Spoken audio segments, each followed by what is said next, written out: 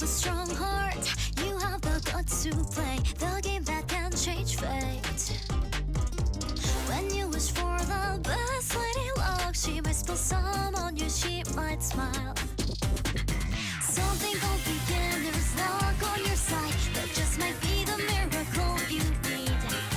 Step inside, take your chances tonight. Breathe deep and hang tight and tuck your chair. You're in for a fun night. This is lucky night tonight. It's your time to shine. No break like fortune.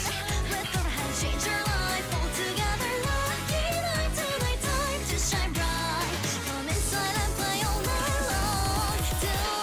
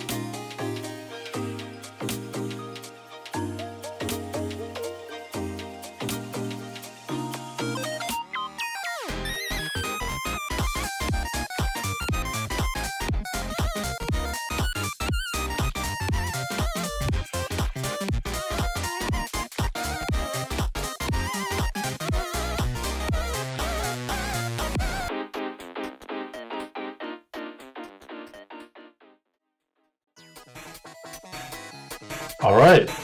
Um, Welcome back to day 7 of the Kazdel Casino. I am your one of your casters, Danger Agent. I'm joined by fellow caster Sten and our contestant today, Mr. Lord Brickster himself, my second favorite EN player. How are you doing today, Sten? I'm doing absolutely so bad right now because it's 2 a.m. BST time, but I'm ready to see this guy smash through whatever stages. But yeah, so you said he's your like second. Yes, wait, he's my second favorite. Yeah, second favorite. Second okay, favorite. I'm not gonna ask who's number one because it's obviously me. So, tell me about his like strategy or like his mind of going into this right now. Right. So Brickster, he's one of the regulars in the IS Central Discord. So like, and he has a pretty long track record of like playing multiple themes of IS and being really, really good at many of these. So, sort of like a past competition record, he has participated in like the EBA tournament. He got the champion, and I think it was in the Twin Kings Cup. He also has participated in the LTA Disjoint 2, paired with, I think it was Bait, who is one of the last competitor of this tournament actually. So he's actually going up against his former teammate right now. But in these two, in many of these like scenarios, he's like both prone to be a non-meta player, so he likes to deviate from the meta, but still get a lot of success from it. And so I'm really forward to seeing what he has to bring today. As to why he's my second favorite, because Bait is my favorite. My favorite Relicless player, you know? So I'm afraid... Yes, exactly! Right. Bait, he's a very disciplined... Yeah, exactly! You know?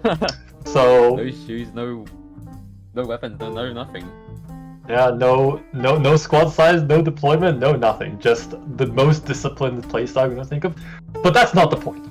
Today's spotlight belongs to Brickster though, right? And so maybe we'll see if production is ready and we'll be able to roll and see what he has for us, I guess. But in the meantime, I guess, in terms of the general like competition, right? We're on the second to last day right now. There are only him and one more person, but Bait was playing, right? And so the current points to beat is more than 4,500, held by Die Alive on the 8th place. So it's gonna be kind of rough because Brickster is playing defender supporter. If he actually manages to get a run, then it's gonna be a really, really high score, and Die Alive is very likely to be kicked out from leaderboard right now. He's in a very big risk of being kicked out at this point. Right, I'm noticing very is she like a very common pick, or is she like a very like niche pick just by him? For Civil Eterna, it's one of the picks out there. Like, let's just face it, right? Defender supporter doesn't have a lot of like really, really strong options that can sort of like a powerhouse of sorts. But the current like sort of meta standing in CN at least, the sort of options are Civil Eterna, there's Angelina with the IS module, there's Horn. I think those are the 3 main ones. I think some people play Sculptor in this tournament, but I don't think it's super popular in the CN community. So if anything, in fact, I feel like the Civil Eterna composition is more prevalent than the Sculptor 1-4. I couldn't exactly say what the reason is, but like, I guess Civil Eterna does has maybe some longer buffing time, has the bind utility that could be utilized somehow. What do you think, Stain? Obviously she does the number, well, probably not the number one, but to me, the one thing that stands out from her is that she does true damage, right? So right, that is one of the aspects. Yeah, comparing her true damage to the likes of Skolta, obviously it's way more practical because it's like object oriented and it's not like an aura thing, right? And it doesn't really decrease her health.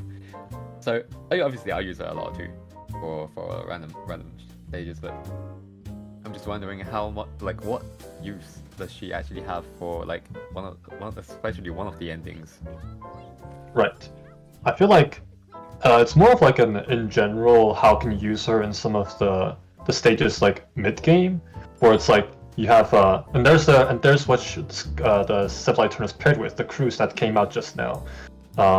So I think one of the main differences between like Sculptor versus Civilized Turner is the bind, right? From the the S2 on the Civilized Turner has the bind, and if you utilize it properly, you can actually get a very, very long, consistent permabind. Because the skill lasts for like 30 seconds, something like that. It's like very, very long. So like a long crowd control, pinning enemies in place while you just do damage to them with like range units, which Cruz here is his pick right now.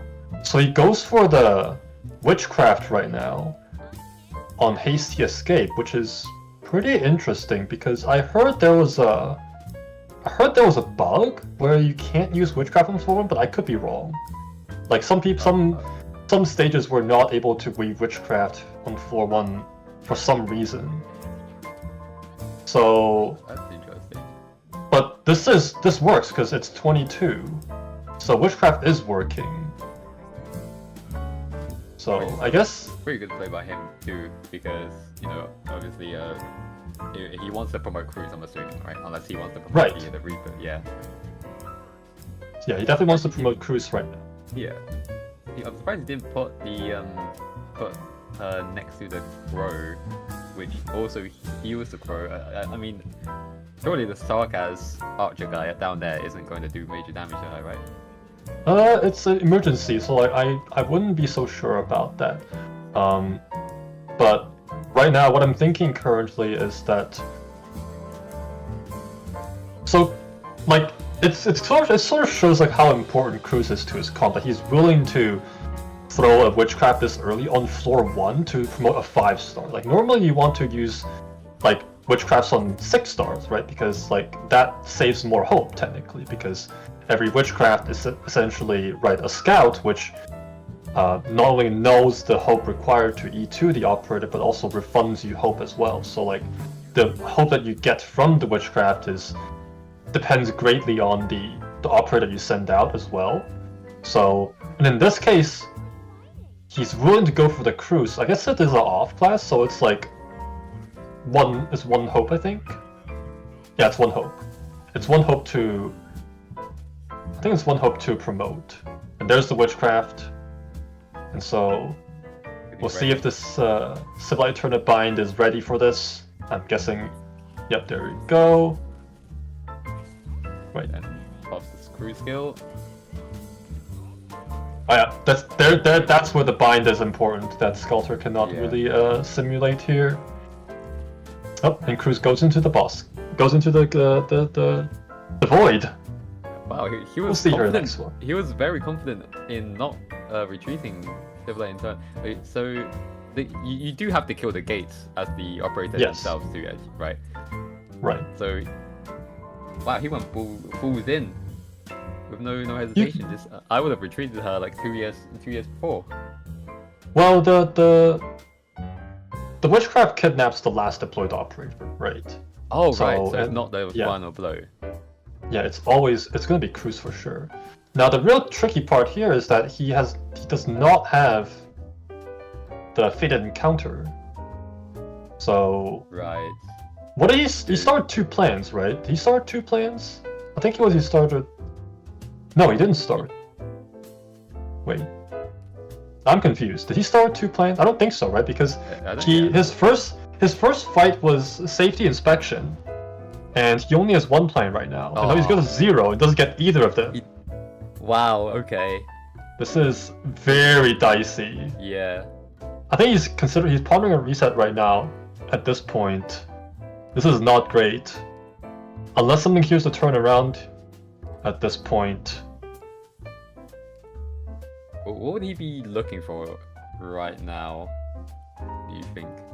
I feel like at this point, he told me today actually that if he doesn't get fated encounter that he would consider a reset, so I think he's just unless there's something like really, really like insanely overpowered right now, like he rolls into, I don't know what you would think, because some of the 16 cost relics are unavailable unless it's a rare encounter shop. maybe Soul Binding Bone, but even then it's like kind of dicey, I think, and that's not exactly what you want to see, I guess. Like Deathmatch is good for me, but not for brickster. I feel like it's not super important. But I think he's just gonna play it out as well and see like how it goes. And so there's the 2 5-star class drafts, Underflow and Scene, which are his very reliant picks that he uses. Underflow being the block 3 Sentinel Defender that he'll be using for majority of the time because of the Invis reveal from the Sentinel Defender modules, and the Scene as well to double down on that, but still function as a good 3 block for Underflow. We're going to floor 2 and we'll see how it goes. He doesn't have anything to scout. So he could still try to gamble for the encounters on the top, but I wouldn't go too hard on them. I don't know. I think he is planning on going to the top because right now his resources aren't looking too bad, but I think he needs just a bit more for the third floor. Right, and like he is currently on 1 play right now because, well, he tried to gamble for a fated encounter on floor 1 by going vertically at that point, but he didn't get it either. So, and then right now the combat that he's facing now is Temporary Patch Up, which is the only floor 2 stage that doesn't have a spy. As of currently at least. Like even the emergency version of Temporary Patch Up has a spy, but no, Temporary Patch Up is the only. In nicer forms, you could say like the sole like outlier, I guess, from the. But there's still one more chance that I think that's where like gambling with fated encounter would be worth it. But even if he does, I think he would have to think about the reset anyways, because I don't know if it's related. I don't know if it's related to like how my run did yesterday, but I had a no fated encounter run yesterday, and I was struggling pretty hard on the earlier floors, probably because of that. It's hard to say if it's actually related, but I'll put it that way, right? So Temporary Patch Up. He's not going to activate the device right now, and making sure all his operators are deployed below the 3rd row so that they're out of range of the binding caster. Okay, I'm assuming he's going to deal with him eventually. Yeah. He's just going to throw some sort of bait. Yeah, Scene drones would work. He's going to play somebody in range, and that's it. Or Scene herself. Okay. Yeah. Because technically all the other ranged tiles are in range of the caster, so like doesn't matter where you put her, you're still gonna use Scene to bait anyways. But yeah, a nice hummus Underflow combo. Underflow providing the block that Hummus needs and also the tanking needs. So another bait again. He's also has congestion, so like he needs to retreat somebody in order to put down bait. Not the player, but like actual bait. Actual bait.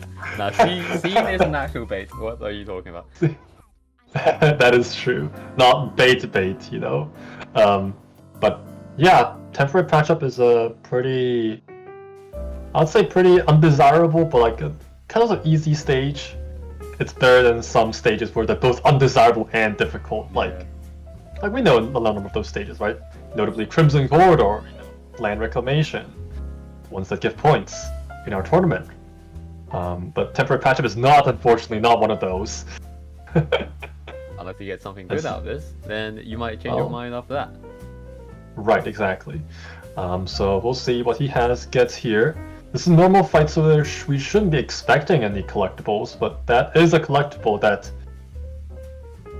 he might decide to discard.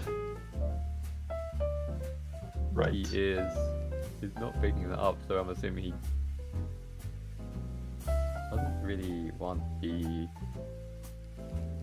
Right, we've seen some of the players like in this tournament choosing to not pick up collectibles that are important to their squad because of the fact that there is a condition where if you're below a certain relic amount, then you get bonus points. You get bonus money. So a lot of people are trying to hit that mark by intentionally discarding relics that do not do much to them, or probably, or for example, not using lingerers like at the boss fight, or intentionally only picking up certain relics when robbing the shop. Those are some choices that they make. So he's really, really praying his encounter is fated encounter, and it's not. More hope. Wow. More hope. And he can't really go up either. Not like he has plans to, but Nothing he has plans to, exactly. So like he's like, the problem is that fishing for fated encounter on later floors is pretty difficult because like the pool gets diluted so much. Like technically you can see fated encounter all the way up to floor 4, but it's so rare. And like meanwhile you get it seems like because I don't think there's any actual statistics on that, but like it's much more common to see fated encounter on floor 1. Whoa. So I think he's trying to reset right now. Does he go for it? Yeah, I guess it was just not one. Yeah, he goes for it, resetting. Yeah. He Yeah. missed the back to back to back, like 3 times back to back chances of getting the event. Yeah. Exactly. Very So he starts now without a floor 3 bonus right now. So I guess he still recruits a pure stream at this point. Let's see if he says anything in the live chat. Alright, he's restarting. Yeah, just to make sure he's restarting. Yeah. Alright, so we roll again. Let's hope we get some better layout. Oh my, this is also pretty bad. Holy. I'm not sure if he is speechless himself. I'm not sure if his other run would have actually been better. I think it would, considering he wasn't doing Like if this was a 2-plan start, then like this could still stand a chance, because then like assuming you get you go into the first combat, no spines, go into the next one, pick up talons, and then refresh, and then maybe you get a spine back, and then that would be an okay start. But at this point, I don't know what to say. This is very, very terrible. Very terrible layout. That it on its own would also warrant a restart. I think he has to play it through. Like he has no turning back right now, though. This is the only reset he's got. Absolutely. He has to. I mean, he just has to pray that he has better luck on the second floor. But unless he gets another, he did get a plan from last run from this, right? What was I? I don't think this run itself gives a plan. I think it's because. Wait, Well, every time you start a run, you always have one starting plan to begin with. So that's just the way it is. But let's say you're in brickster's shoes right now. If you knew that this run was going to start with a floor 1 that's going to be this horrible, would you have restarted on floor 2 in the previous run? What would you do, in hindsight, if you were brickster right now? I would honestly, I would probably restart just like him, because the odds shouldn't be against him this much. Right. But I think in the end it hinges between whether you want talons versus if we look back into what he had on floor 2, right? I think he has some of the working components that he's looking for, so that's better than nothing. But he just doesn't have talents. And it all depends on how much value do you put on talents, right? Because it is econ in the later game. And there's a talent that he's desperately looking for. Does he refresh here? He has to, right? Yeah. And that's not a spine. Emergency. Yeah, not an emergency, and not a spine. No spine on this map either. But he lost the plan there too. I mean, this is just unfortunate, but that is true. If you could restart again, I would probably quit restart. Well, the chances of rolling combat on like floor 1 is pretty much guaranteed because, as we all know, the floor 1 can only have combats or encounters, right? There's no other node possible, and 2, you always roll into a node that's not the same type as the original node, right? So if you roll like a encounter, it's guaranteed that your result is guaranteed to not an encounter, right? So in this case, the chance of him rolling a combat is 100%. But the chance of rolling EM though it's still pretty high, I would say. But it's not guaranteed. But you know, not rolling in an EM right there is kind of a bummer on its own. Yeah, especially. How does he? I'm assuming he's going to use the infinite bind method for crown playing. Right, he could, or he could just like put some body like below the hole and then just bait her through. Oh, right, Those yeah, are all viable methods. Target. Yes, he did. But it seems like he's going to fall to those things. Before we started moving, Thomas is goaded. Absolutely. No enemies in sight. But I'm He has sure no choice they'll but venture be doing forward. some pretty good stuff. He has to go to the shop. That's a caster voucher. He's gonna pick up the Amiya. Goes for the click instead. Amiya does cost more in Defender Supporter, because we don't have a Defender Supporter version of Amiya right now. So pretty unfortunate, costing 3 hope. My 4th favorite class squad out there. Some pretty good vouchers in here. Some items in here. Selling out the Inspires for more ingots. There's a Legacy, Witchcraft, class vouchers, and the access card for the Kanta that he likes to draft. I think discarding Inspire was probably better choice here, right? I mean, it's not like he needs it now. He's drafting. I think he wants the well, it's like the orange thing, right? I don't know. I just know by the pictures. Is it the music box? Yeah, the music box. Music box is pretty decent, I guess. King's Legacy does provide a lot of like decent healing and SP regen. It's roughly somewhere between 0.3 and 0.5 SP regen, I think, somewhere around that range. I can't do math. But to the participants who just joined watching the stream, Brickster already used his first reset looking for talents on floor 2. They couldn't find it, so going to this run, we have a floor 1 single combat 0 spine setup, like the worst floor you could possibly imagine. And we're here in the shop with no plans. In the shop with no plans. A shop with no plans. But there's a chance to, roll plans in the shop. You can buy plans in the shop, like, definitely. You can also see some other collectibles that give plans, like a bag of thoughts, a bag of plans, and or the totem, nameless totem that is 12 cost collectible that gives 3 thoughts, but what it didn't tell you is that one of this is guaranteed to be a plan. And that's kind of nice. Honestly, it's kind of nice, but using 12 ingots just to buy 1 plan is kind of a scam. So you gotta be getting value out of the other 2. So he goes for the horn here. What does he go here instead? Scene again? Yeah? Scene. Obviously. He skips the King's Relic, which is pretty interesting. This doesn't have the ingots. He really values as you said, the music box just so that he can get the horn out.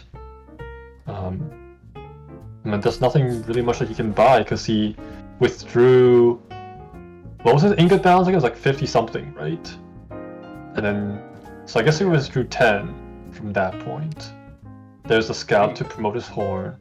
Yeah, go ahead. 40, but you want to drop too much. But anyways, this floor looks quite decent. Actually, no, I just saw a bunch of blues and my brain just immediately functioned. Actually, well, just in the first glance, there's like a scout, an early scout, which is not exactly what you want, but like floor 2 is a very, very high chance for a scout, so scouting his horn, and unlike last time, he doesn't have the Crusalter for carrying, like his composition, like for damage. So he has to rely on pretty much his starter composition, his starter squad to actually clear stages. So there's the Furnace Volunteers. Both one EM and one normal. Yeah. I think Scene can do this, right? Scene can probably I solo don't carry know. this. Really? I personally don't think he can do this. It's an E2 Scene, so I think I have faith that it might actually work. And I think he thinks the same, but it might be a little dicey. Yeah. And he also used the witchcraft on this too. So he's Oh. definitely committing to this one. Oh no, he used the witchcraft here? But Yeah. who's gonna witchcraft? That's very odd of him. Because I feel like if he's gonna witchcraft, he should be witchcrafting form that he sent to the scout, right? Yeah. To the dungeon. Exactly. So like, and Hori can probably do decent damage against the witchcraft, but 75. I don't think he actually used witchcraft though. Doesn't seem like he did it.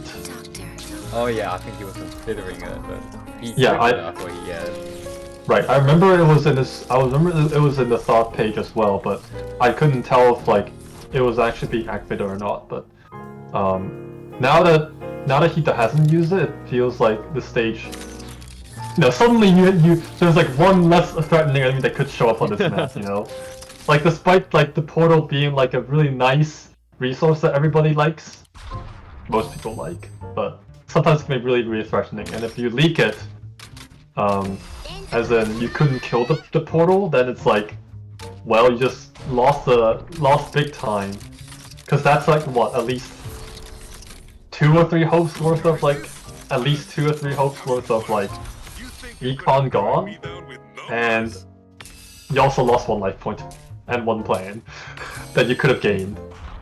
You know, but, so yeah. But witchcraft is like by choice, right? So Yes, witchcraft is you're by not- choice. Yeah, you're not losing that. Right. It's not like Unless you game. make bad choices. Assuming we make good choices, man, no way. I We make don't good make good choices. choices. I don't know. Yeah, well, I make bad choices too all the time. You know, it's commonplace. I've definitely leaked a couple of doors here, like portals here and there. Maybe all the time. He is, but looking at this, he is not struggling too much yet. I'm saying Right. yes because I am really expecting him to struggle at the very end part where Right, the this- Wolverine. Yep, there it is. Exactly. Those are the hardest ones to deal with, both tanky and do arts damage. Although I think scene drones, like when the skill is active, the game, like, you get one tapped. Okay. The scene drones are powering through the Yeah. port right there. Yeah, gotta have faith in the scene. The scene drones, when the skill is activated, they have like 1,000 attack or something like that. So it's like pretty decent for like a summon. And some pretty insane stats, temporarily. There's a Hand of Protraction that is kind of useless to his comp, because I don't think he drafts like Ascalon or whatnot. So what do you want for the supporter voucher? Arturia. I Handle think that would be a spines? good choice, right?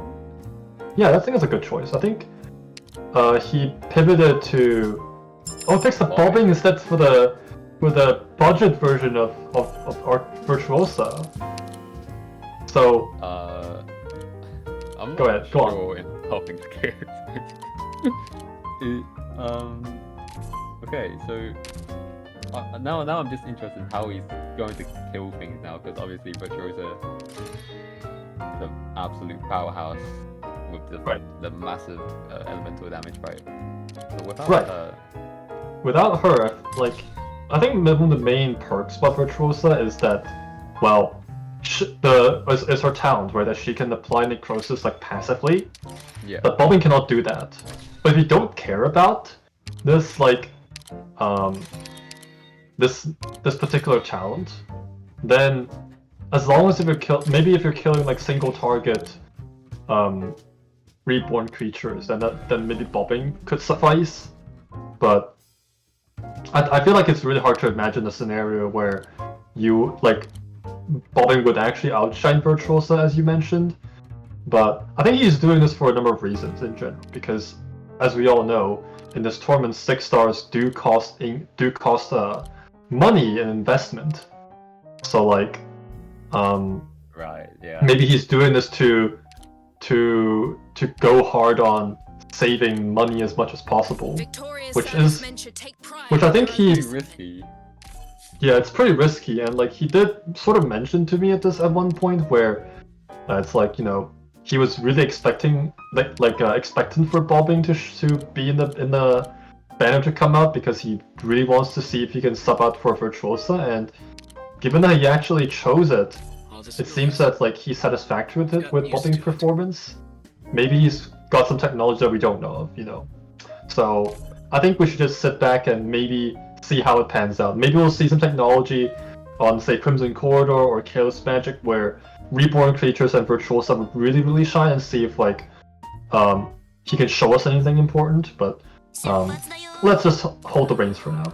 This is EM Blotted Sky, pretty simple. I don't see a problem with this map, right? No. Doctor, Well, there are a few problems, but I think we should be able to deal with those with. I thought you wanted me here to I'm fix assuming the scene law. drones. I would Right. probably use scene drones there, but The scene drones for the stun snipers. Maybe the piercing for the chest, I guess. He doesn't have like the underflow yet, so his ground block might be a little lacking. well, The Burden Beast is a threat that he has to eventually deal with somehow. But right now he's going for the bird chest right now. Some people call it the Foul Beast, which is Foul Beast. the Foul Beast, which I find pretty interesting, an interesting naming convention. But one of the reasons why this stage is easy to leak is because, well, if your blockers get hit by the stun snipers and suddenly you're wide open, then suddenly things get really bad. But here we have the horn facing backwards. Pretty interesting placement there. But the angle is just right. Like the shape is just perfect. I'm assuming he's gonna save the big I don't know what that is, the capybara at for the very last, right? Capybara, yeah, I like that. Yeah, the Capybara for the last, exactly.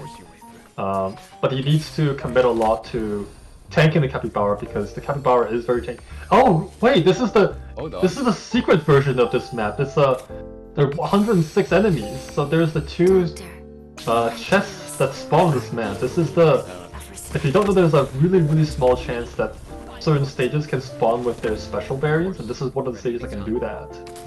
Are you nervous? The other stage I know of is Aqua Pit, where instead of jetpacks on the top lane, you actually get 6 chests at the very end. And I don't think he's getting this. Wait a minute, Yeah, he doesn't have Cruise. He is struggling very much, and the chest is about to rob him any second now. Oh no. I don't think the Capybara is going to... Oh no! No. Oh no! So And, Cassie... Oh my, we have another visitor! Well, let's hope he doesn't leak this one after letting one of the chests go. And the... You know, he leaked the chest and he leaked also the Burden Beast. That's... Oh my god. Although I'm kind of curious, why did he bring Sword S3 in this map? Because I feel like that seems to be the DPS skill, Yeah. right? That Thought you wanted me here to fix the law. wouldn't be able to cycle through the Burden Beast, right? 2 cycles probably would have made it, I feel like. I guess he just wanted something very consistent to hold on of the horde from earlier, but it seems like that he was Right. He did almost let his Reaper die, which is No a enemies bit in concerning, sight. but But I'm sure Right. they playing left safe, I behind guess. some I really good stuff. probably wasn't expecting the chest. I wasn't. I feel like even without considering the chest, like, I feel like this stage would have been a lot more doable, like, if he had the Cruise, because the Capybara is a pretty interesting enemy. A fun fact is that the amount of defense that it has is the same amount of res that it has, aka it has, like, paper-thin defense, but, like, decent amount of res.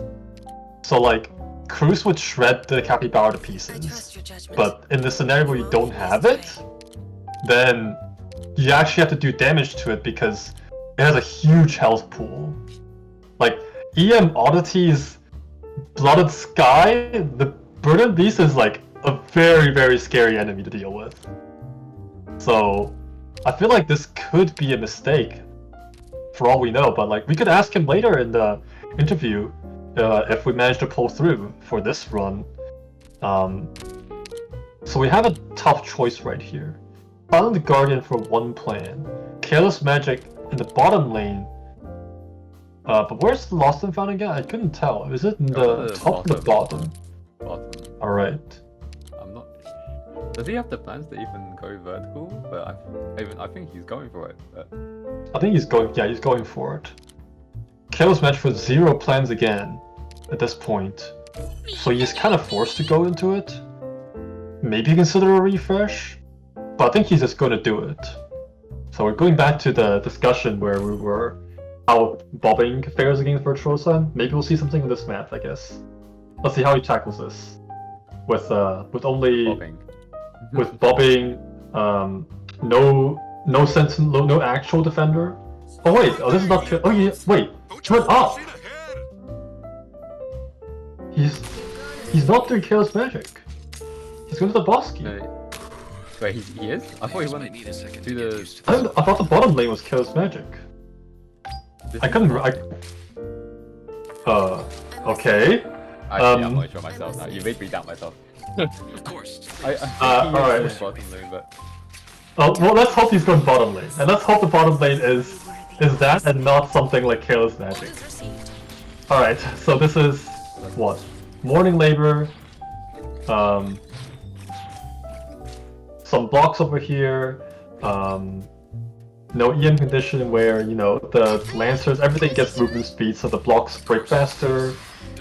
We have Bobbing doing some spine shenanigans, breaking the spine, so you can liberate Seed Light Turner to actually do other things, maybe buffing your units, for example. Of course. There's the Horn S2 here for I thought you wanted me here to fix a law. ground splash damage, like close-up splash damage, I guess. I'm just surprised that he's just letting the rocks play. I always get nervous on this stage, but so I'm not sure There's more of you. how... I feel like he has bodies to throw. Since he has like scene drones to throw, like I think this isn't much of a big deal. Like if the blocks break, sure, I'll just put more scene drones in, because scene drones are replenishable, so like I don't think that's a huge issue. Maybe on emergency where things get up close and personal, that that things might get dicey. Might need a second. Especially if you have no healing and sufferings, then suddenly like you're wide open, and then yeah, it's just not fun. Right, But so- yeah, that's all I'm done. You were right. Apparently he did go top, so he is going for the possibility or boss key, right? Giving up the Lost and Found. This is. I mean, I guess he's just Operation trying to go for more But we have to for be the diligent with the cleanup. the money, right?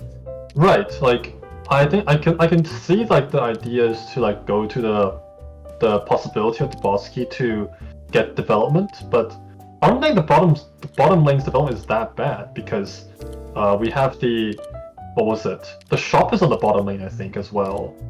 So he's initially debating on the Tin Man, looking to see that he has sprouts and he has the remembrance for a toilet +5.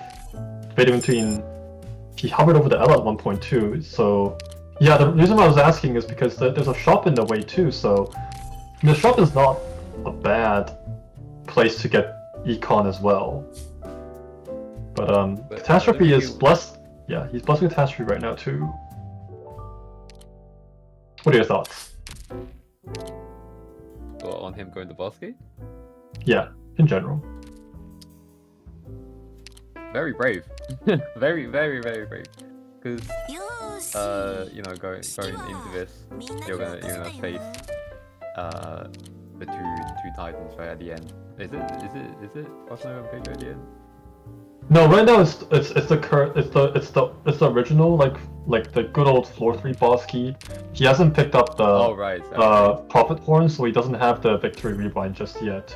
I think he's actually skipping the Victory Rewind on this floor because he passed the Lost and Found, right? That was in the bottom lane, remember? Yeah. Oh, But right, regardless, I think the entire decision to go into the floor 3 boss key is a pretty brave decision on its own because we have two floor 4 normal maps just dead in the face right now. One being Rules of Modern Warfare that we have right now, the other being Ian, like regular Crimson Corridor, which is not an easy map with even normal with Catastrophe, because like it seals out a portion of the right side range tiles with the spine.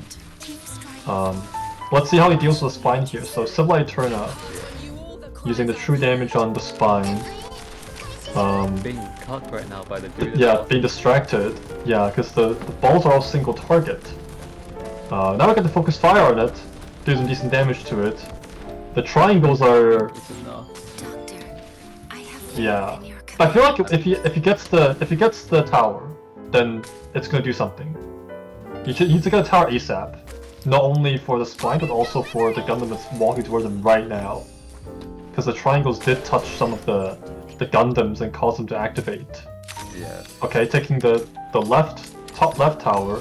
And then the Being kind of shy on block right now. Tower is activated. This is not looking great. I think he has to let these two go, otherwise using resources for these two is I am with very scarce. Especially for what is coming later. Committing the Utage?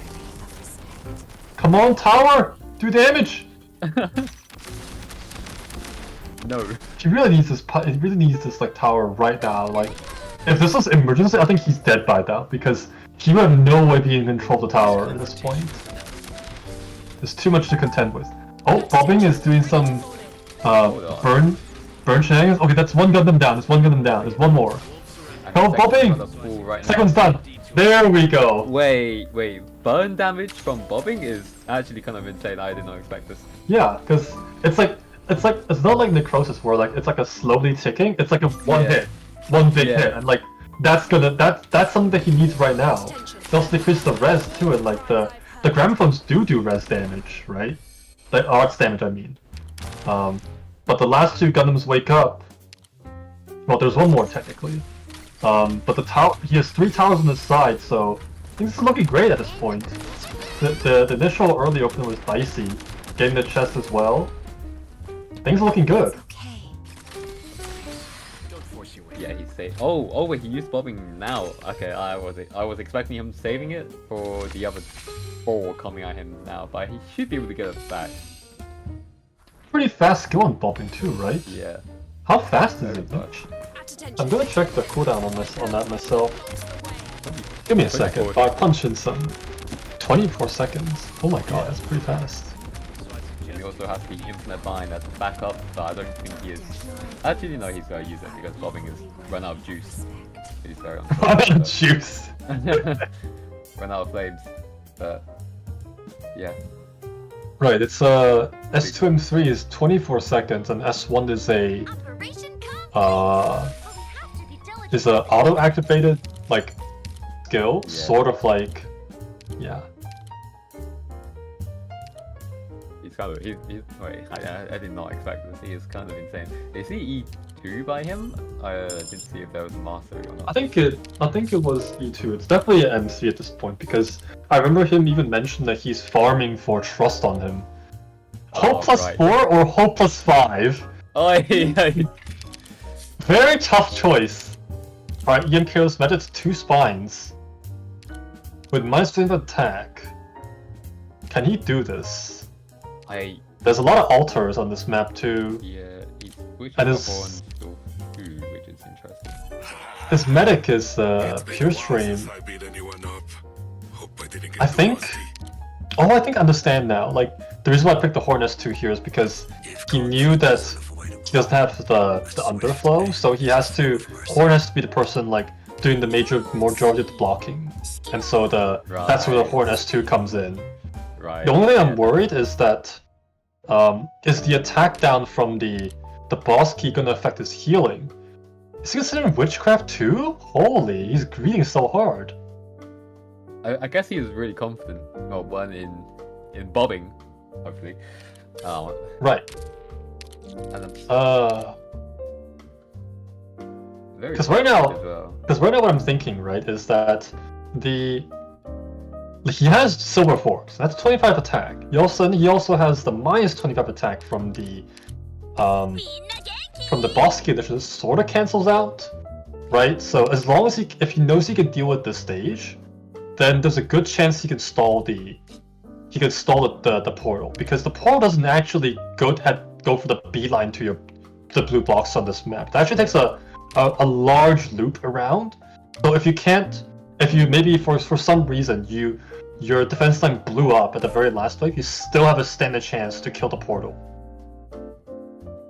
So I think Going in. he stands a chance. So we'll see. We'll see how it pans out. I think he stands a chance too, but I will be expecting him to struggle a little, purely because of one aspect on this stage, which is the bottom right. What I'm doing. It's Um, them, right? Curious to see what he's gonna do to kill those. But it seems like Right, the bottom right there are the casters, right? I call them the flag bearers, not the vanguards, but the flag bearers. But yeah, that's sort of what we expected. The horn on the S2 doing some close quarter combat. Allow me to Although the top spine is an issue right now because it's providing some DR right now to the slimes, cutting down his damage. But he needs to rely on the altars for In your command. more of the damage. So It's okay. there's one method I've seen on this map where, especially if you don't have like operators that have like logos that can, or like Yato for like some nice AoE, is that you cook the slimes on the altars. Ideally, like with a double altar placement, so like you cook them on between two of the altars for maximum like damage. So that's one method I've seen to tackle this map. That usually occurs when like you have like great tanking capabilities, but you're absolutely garbage like garbage damage. So then which is what he has, it's which the is cook- what he kind of has now, right? yeah, sort of, yeah, I agree. Oh no, the On the top left. It's okay. Well, the flags are coming, yeah. and the Necrosis' horn skill does not have skill at all. Hummus is trying his best, but with the DR and the double casters, Hummus disappears.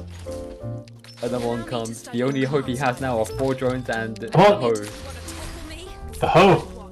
The, Come on. Oh. Here he comes. Oh, no, that's his trump card. He can't let it out yet. allow me to study your command. If It's you use the suspenseful. family picture right now, it's definitely asking him from scene because Oh, there's still second life on the horn right now. But the scene drone is not killing the casters right now. Should he deploy the holder to deal with the casters? I feel like that should be the play, right? right. Also kind of using too much of his resources. He's too afraid that he might mess up on the top left, I think. Actually, no, he's top left is fine up.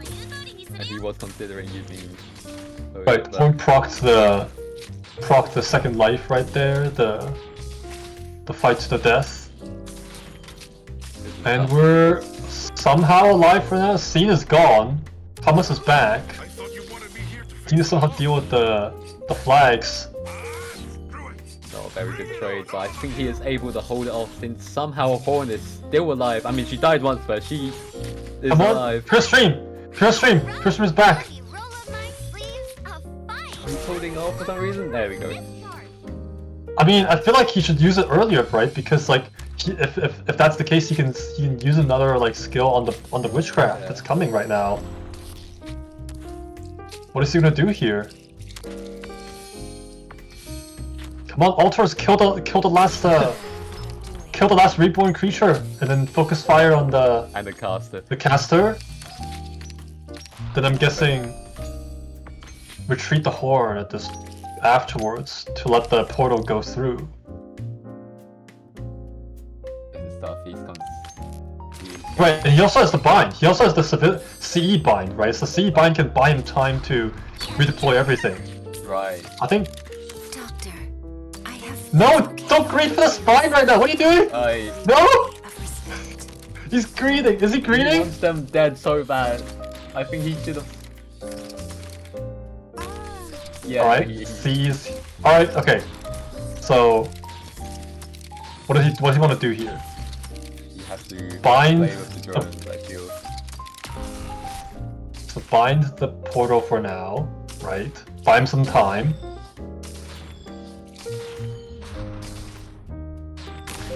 Looking forward to promote the Ho, who has not been on the battlefield since he's been promoted, but will be now to steal the promotion.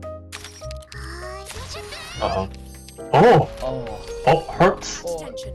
Even with minus 10 attack, Lies I've heard. the portal is nothing to be underestimated.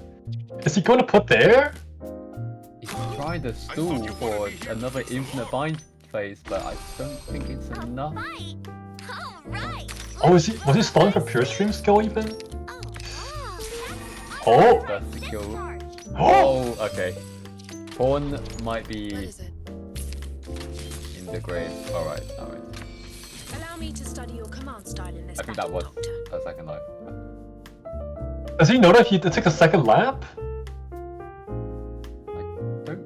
I think he does, but I think retreating Horn right now would be too wasteful. He may as well do me to as much study your damage command as he style can in this now battle, with Horn, Doctor. but Yeah, he's. I think committing as much as he can right now is a good thing, because even if like he commits here and then, yeah, sacks the body, and then let the portal go and take a loop. but I think he is able to kill it here, I think. Yeah, but he technically can kill it here now. Be at your side. Oh, the holder on the S2. That's not what you want to see. Actually, he might not kill it here, but that's okay. I think that might be enough. Does he go to the spine again? Oh my god. Oh my god. He wants the portal and the rock dead. He doesn't like neither of them. But yeah, I think you might be right here. The portal might be... You've gone astray. Portal might be dead at this point. He only gets the spine though. It's too tanky. Yeah, no. What is He needs to it? retreat. He needs to retrieve if he needs to. If he wants to make sure to send Ho right now. All right, Ho's gone. Yeah. All right, no spines.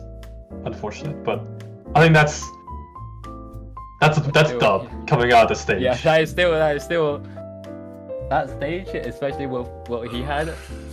I just Jesus. hope those punks Those learned castles their gave him lesson. actually such a mind grain, but you know, the Prince Stream healing and the Divine Turner healing. I wasn't really expecting them healing that much. I guess like was it 2 casters that she was blocking? Right. I feel like he did sack like a horn first phase to the Oh, right, casters. yeah. I feel like. I think that's what was making it possible, and also the slimes and the reaper creatures on this map don't have that much attack. Even the dreadcasts don't have that much attack. The really only scary thing is the casters. Like if I have the defense, then everything is cool. He is considering he takes the defender and underflow. again. Underflow, yeah. Cheap anti-invis. Go sacks the suppressor. Alright, we're back out. Oh, he can still go down! Oh wait. It's a safe house. Interesting. And I guess that's because he knows he doesn't have money. Yeah. He's thinking about it. I think he does want the lost and found. But does he have plans? I wasn't paying attention. I'll intercept the Wait, tower. He has that's 2 good. plans, It is but Ager's two, but Alright. only duty 2. to keep them off the land. I don't think he's gonna gamble the face-off though. It doesn't like the yield of a face-off is roughly between a normal fight and an emergency fight, but it doesn't give any plans. And like if you fail like the face-off, then you don't get anything, which is I think is also part of the big risk right here. So there's one gamble that he can do right now. Well, actually, wait, he's going top. Wait, he uses tattoo. He should refresh the face-off for more plans, right? Is he afraid that some EMs he cannot do? I don't think there's any, right? There's no way there's a. I think he should refresh. Yeah, I think he should refresh the face-off. But he is thinking otherwise going with the To the Stimsker It's been for a the while since I ending. beat anyone up. Hope I didn't get too rusty. We wanted to ask something about this as well. Yeah. I want to see what his thought process is. This is pretty sussy right now. I think. Wait, how many steps of protection does he have left? Oh, wait, no, he's 2 steps. 2, 1, 0. So no matter what, he will not have catastrophe by the boss. So Okay, that is. So if he was thinking about doing the normal combat so he can use less steps to get to the boss and get 3 spines instead of 1 spine from Silent Guardian, and I could see like the reasoning, but like the math for the number of steps shows that you won't get catastrophe by the time you get to the boss anyways. So like that argument didn't work to begin with. So I still like if he wants the guaranteed ending on this floor, then he should have gone to bottom lane and refreshed like the face-off, for example. But because worst case is the safe house gives like 3 plans, which I don't think it's that bad. But it was unlucky that he rolled into an encounter though. Yeah. Pretty unlucky. What is it? Alright, scene drones tackling the mortars, yep. I will complete my assignment. Oh, now the stage to be cleared. Tell me. By Yeah. what? I think he is able to Yeah, get the furthest line. I'm not sure. I'm not sure if Colin is able to do it by herself. I don't think it's a big issue because right now, I think he can stall like an enemy somehow. Like, defensive supporter is somewhat known for stalling, just so they can get more spines, because the defensive supporter class itself doesn't have a lot of damage. At least brickster didn't pick out the secret defensive support technology. Do you know what that is then, or no? The secret defensive support technology to stall spines. No. Have you heard of this? The It's a- secret. The secret technology. It's the Aurora technology. The Have you heard Aurora about- technology. Yeah, have you heard about this? No. Or should I explain it to you? not. Yes, Right. please So explain Aurora it. has a really interesting talent where if her SP is below 50% of her SP bar, she does not attack anything. And so what you would do is that you would place her in a spine's range, so she gets permanently necrosed, and in doing so, How should I know? she will not attack the enemy that she is stalling, so you can take as much time as you want to kill the spine. Wow. Okay. Okay. Yeah, it's a very cursed technology that no other class code ever had the need to use, and I would pray that nobody actually does that in a tournament, because it is very horrible to watch. Really? You do or you don't? I do. Oh, once you might it's like, oh wow, this is some IP opening. The second time you see Hey, it, wow. oh my god. Like, who is this? Who is this new invention, Jeff Bezos? At attention. Ready. Alright, we have Me? Duck Lord By what? showing up. No issue. He has the Right, thanks strings to- attached. Yeah, thanks to Civil Eterna. I guess going back to the No. sort of the conversation we had earlier on like why is Civil Eterna like a competitive start compared to like Sculptor? Position. It's probably because of this. Toxic fifty. Yeah. Like- I was thinking about it. Yeah. Duck, Regular army. easy pocket, easy in the pockets, you know. Yeah. I mean, he just infinite bind to almost any enemy. Is Right.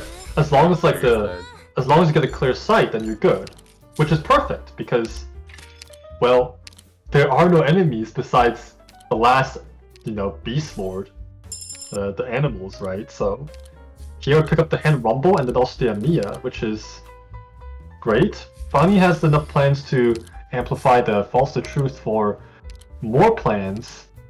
Can we do the 3+1? Oh, okay. He's not picking the perfume. Interesting. Going for the max HP. Maybe he is worried about passing the max HP check for Patriot, but Medicine Stick shouldn't let him do it. The Lucky Coin is a pretty good recon relic overall for more ingots for more shops. There's a Rise and Fall. Okay. Yep, there's a Rise and Yeah. Fall. Keeping the rest of the sprouts because he did pick Tin Man, right? If I Yeah, recall. yeah. He did pick Tin Man. Okay, I Yeah. was not mistaken. And there's 2 shields. He has plenty of life points, but he doesn't have any. I think there's 1 shield. Definitely considering that probably. He can also use the Lost later onwards to. Takes it. Because he's not. I mean, I guess he's literally actively using Yes, I understand. Mm-hmm. Just losing Inspire is kind of hurts me. Losing anything hurts me. I'm just that greedy, but I feel like if you really want to proc Kings, then you sort of have to sack away all the extra right. HP just so it become 1 HP. But I don't think he has any Kings at Yeah, this he doesn't- point yeah, he didn't. yet. The King's Legacy last was run, right? was last run. Yeah, it was last Yeah. run. So, alright, some viewers here mentioned also CE also has a 10% damage reduction from Sarkaz, so like it also effectively increases your one-hit KO potential on like Patriot, for example. Might be pretty important later onwards. But we're here at the Silent Guardian, I would say one of the least desirable boss stages on 4-3 because it has the least amount of plans available. Shame this is not a catastrophe either. Come over near me. I'll put up my shield. Don't stand in front of me. Wondering how he's gonna approach the boss here. I mean, yeah, okay. I mean, why do I even ask? Right, there's the CE over there to do some binding action. But I think Hornets do the main bulk of the damage. That or bobbing. In bobbing we Actually, trust. true. I somehow forgot about bobbing, and you just mentioned it I'm listening. for some reason. Yeah, I feel like maybe the burn damage might do a decent chunk of his HP, but Carries this. right now we still have to hold lane first because we have no deploy limit. We have 4 deploy limit. There's more of you. The scene 2 doesn't count. The initial scene 2 does not count as a deploy limit too, which is a pretty interesting effect from the module. Alright, we have the Sarkaz Lancer, the archers coming out, hitting the devices that have medicine sticks on them. One-on-one. Wait. they do. What the? Yeah, they do. I didn't even Another interaction that can occur is that, you know, the stage Divine Desire, where there's like the gelato towers, right? Right. They also have medicine sticks. And the really funny thing about this is that if the tower is on the enemy side and you try to attack it, it also has medicine sticks and it will null one hit from your heads too. So if you're trying to do something like, you know, you ram into it with like a OPNS and it hits like it's like a freaking 0. That's just okay. That's hilarious. Medicine stick. Yeah, and then it just goes both ways, you know? Are you nervous? Goes both ways. Choices in life. Alright, we Goes way have too bobbing far. action on the right side. This could be enough damage.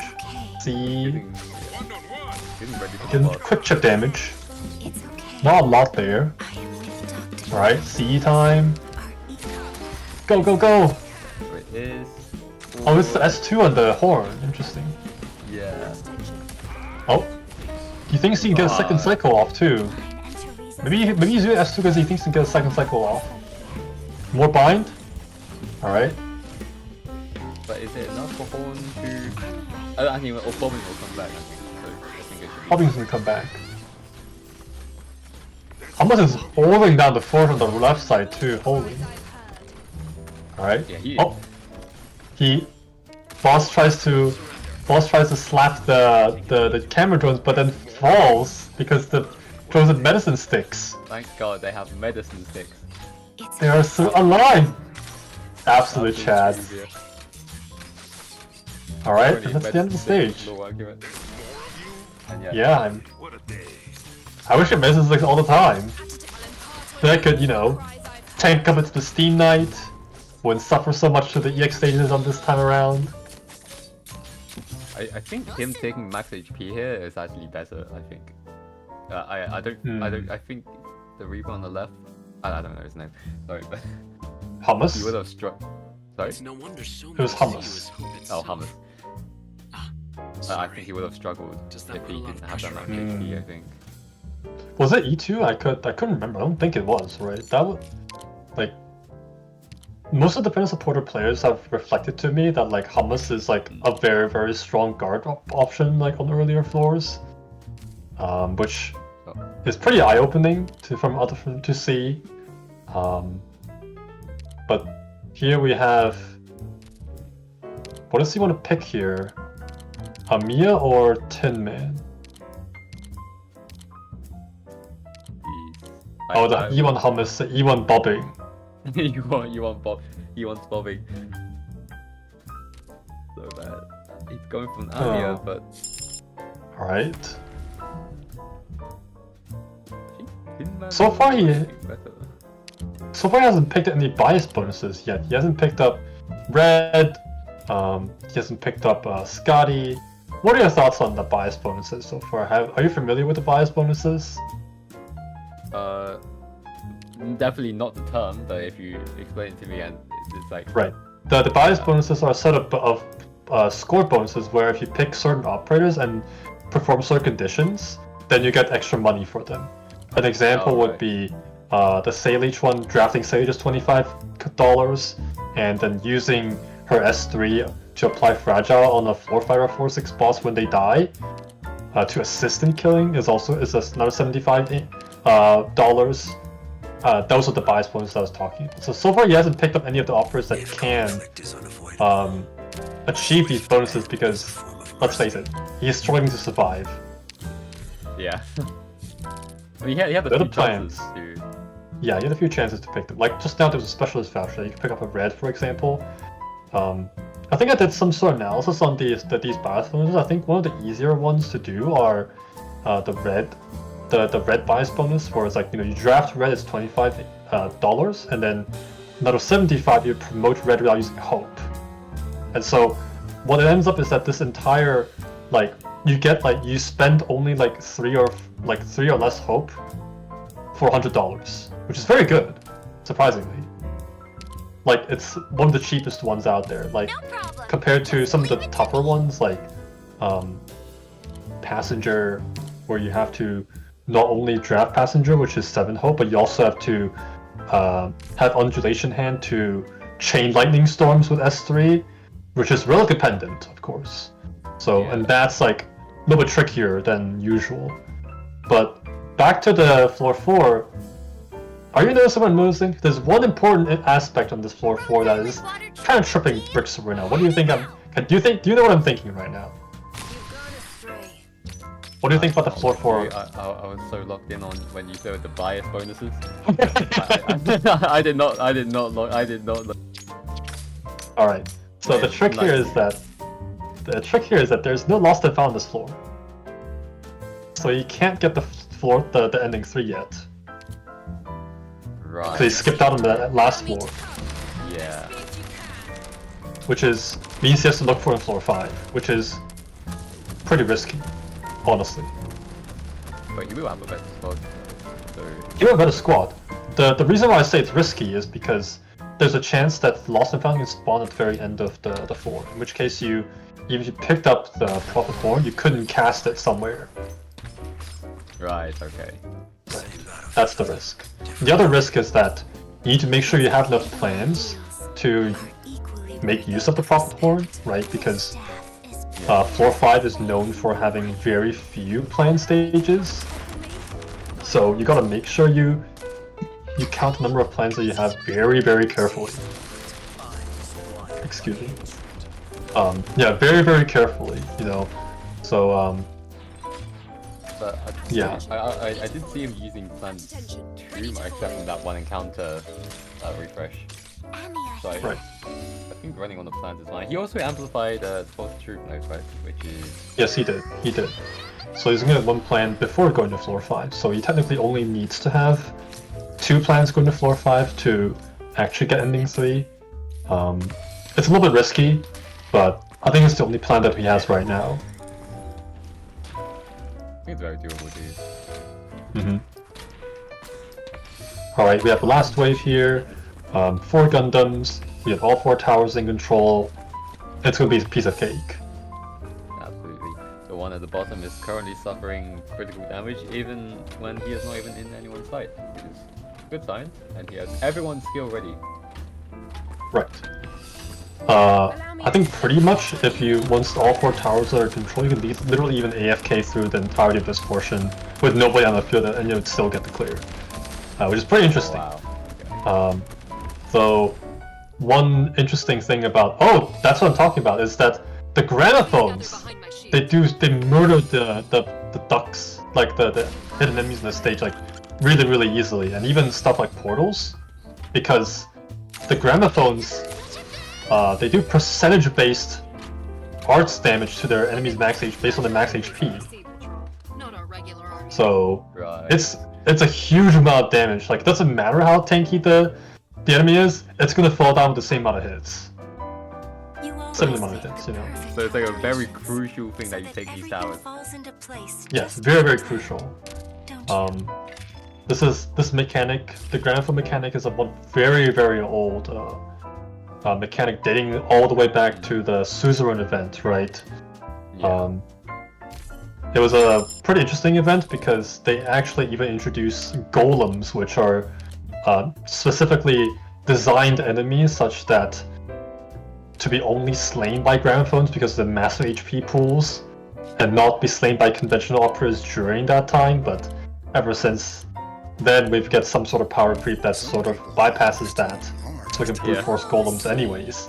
But Now. it's still something scary to think about, golems, you know. There was Sword Surveillance, a really nice stage. This stage? Right. Not sure. I mean, he obviously has Horn, right? I'm assuming he's going to use Horn to deal with the mages at the top. Right. One thing to note about this stage, right, is that there's actually a bonus on this stage where if you don't pick up any plans on this stage, you get extra money. It's like 90 bucks. It's a lot. And one of the reasons why like this rule was implemented is because Oyana thought that these plans are considered economy stages where like you get a lot of plans and a lot of economy. So he wants to punish people who, or reward people who choose to forsake these resources, and hence the price tags for doing this particular, fulfilling these challenges. And so based on his plan situation, he might consider forfeiting these plans. But this stage is no joke, as you mentioned, right? Because the EM condition of the stage has a really, really large chunk of stats added to the enemies. I think it's like double the attack, double the HP or something like that. It's like pretty scary. Let me check the stats actually. I'll be back in you in a quick jiffy. This is called Sword Spin. Right. 50 attack, 20 defense, and 100% max HP. It's a lot. It's a lot. This stage is not a joke. And then the caster army is advancing. He has no DP, and this is not great. What is he doing? that won't be enough. But a second one is coming. He really needs form down soon. Please don't die, Brickster. Please do not die. Order Alright, hold her on the field. Eyes blind by hatred. Order's gonna hold the lane for a very long time because his S3 lasts for 70 seconds. Very long duration skill. But he can't afford to lead the casters right now because I, for one thing, don't know what his epoch is. And the other thing is, I don't think he has enough life points to leak all these casters because he has not had a chance to address any of the casters right now. This is not looking great. This is very, very scary. Oh, Civil Antenna is about to fall, and she falls with no DP refund. Okay, this is tough. I'm not sure if the Agent Mage has already used the ability. It's hard to tell because, like, and they also are not really easy to bait their skills. Horn needs to go down right now. Come on! The damage is very decent. very decent. Yeah, very. But he has to let one go. Yeah, yes, let this go. Although when the casters, they're using the skills. Yeah. Buys a lot of time right now. He needs to retreat this. He needs to retreat this right now. No! He wanted the greedy little damage on the thing that he wasn't going to kill anyway. And Horn is taking damage from... There He are has to let the 2 5 enemies left? Which 5 enemies are there? Wait, is there a bonus? Is there another one? He's had like 4 different ones. Alright. So 2 casters and one Sark has Wendigo. Alright, we have Bobbing. Might need a second to He's not letting us go. He needs all the life points he needs. So I suggest Right. you Right, take Horn on the phase 2. Bobbing with burn damage. Come on. Oh! Alright, but the casters are pretty tanky. Yeah, it's not enough. Target going down. Slashing, Of course. Ready anytime. giving them That's- paper cuts, and it's not enough. Of course. Paper Ready cuts! anytime. Yeah. 私が必要だね I think he has to. I think he has to let those 2 go and let. He uses all his resources for the big Wendigo at the downside, which he could have done earlier, but he wanted it to make set. One of them is low HP. He's not too bad, but right, again, he has no DP right now. It's tough. Literally no DP.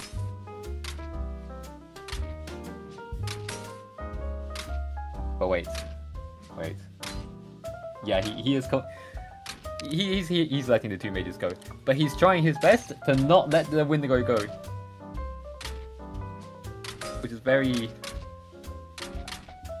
tough looking because he is not. It's not taking damage at all, and he retreats scene, which is a good choice actually because all of his other resources are back, It's okay. I will remember each and this should now it won't infinitely bind, which is unless Wait, there's...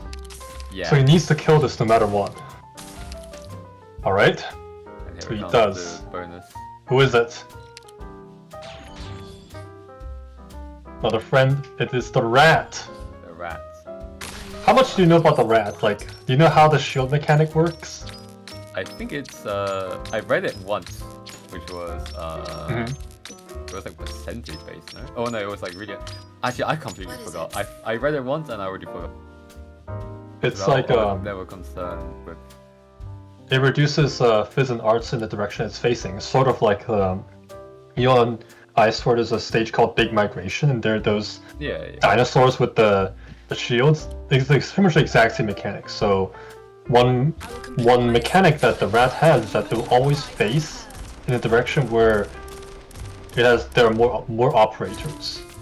Right, so you can imagine Right. like the rat drawing a vertical line and then checking to see which side has more operators, and then facing that direction.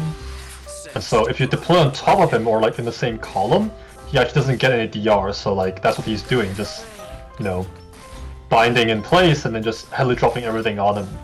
And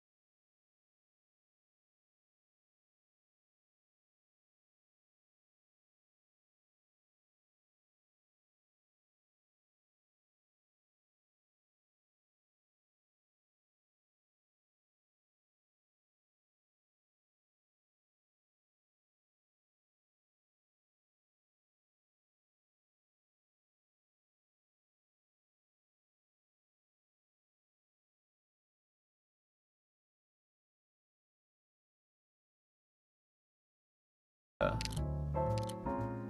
here to help. top lane. Guys, I wonder what he's going to do if he's not going to block where the big spiky rock is. I am with you. It's okay. I will remember each and every one of you. I know what it is I want. Grabbing DC like usual. So how does he deal with the jetpacks? Okay, he binds with Sevilla Eterna. That's cool. Jetpacks fly. When they drop back down and lose their jetpacks, they lose like a ton of defense, which is very helpful for some squads, I guess. But they still have a ridiculous amount of attack. And they Hitting run around. fast. They run way too fast. Yeah. Just interested how he's gonna deal with.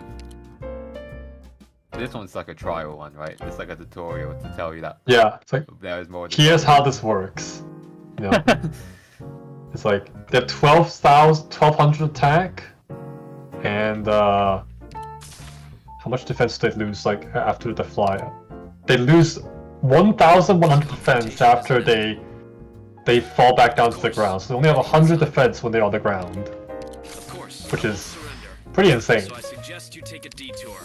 But they hit like a truck, Ooh. especially with King of Sarkaz, which is the epoch that he has right now. So he needs to be very, very careful not to face these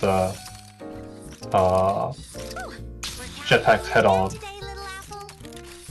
Right. So, do they normally just fall into the hole?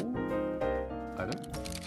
Oh, because they only have a limited flight distance, right? Right. Yeah, Yes, so like they lift off after being blocked, and then they fly for a certain amount of tiles. I think it's like around 3 tiles, 2 or 3 tiles, and just fall down the hole. They just go back down the ground if it just happens to be a hole. Well, goodbye. One thing that I tested before was I tested to see if I didn't block the jetpacks manually and instead use the blocks to see if you know the relic Halo, the one that reduces movement speed of Sarkaz by 30%. yeah.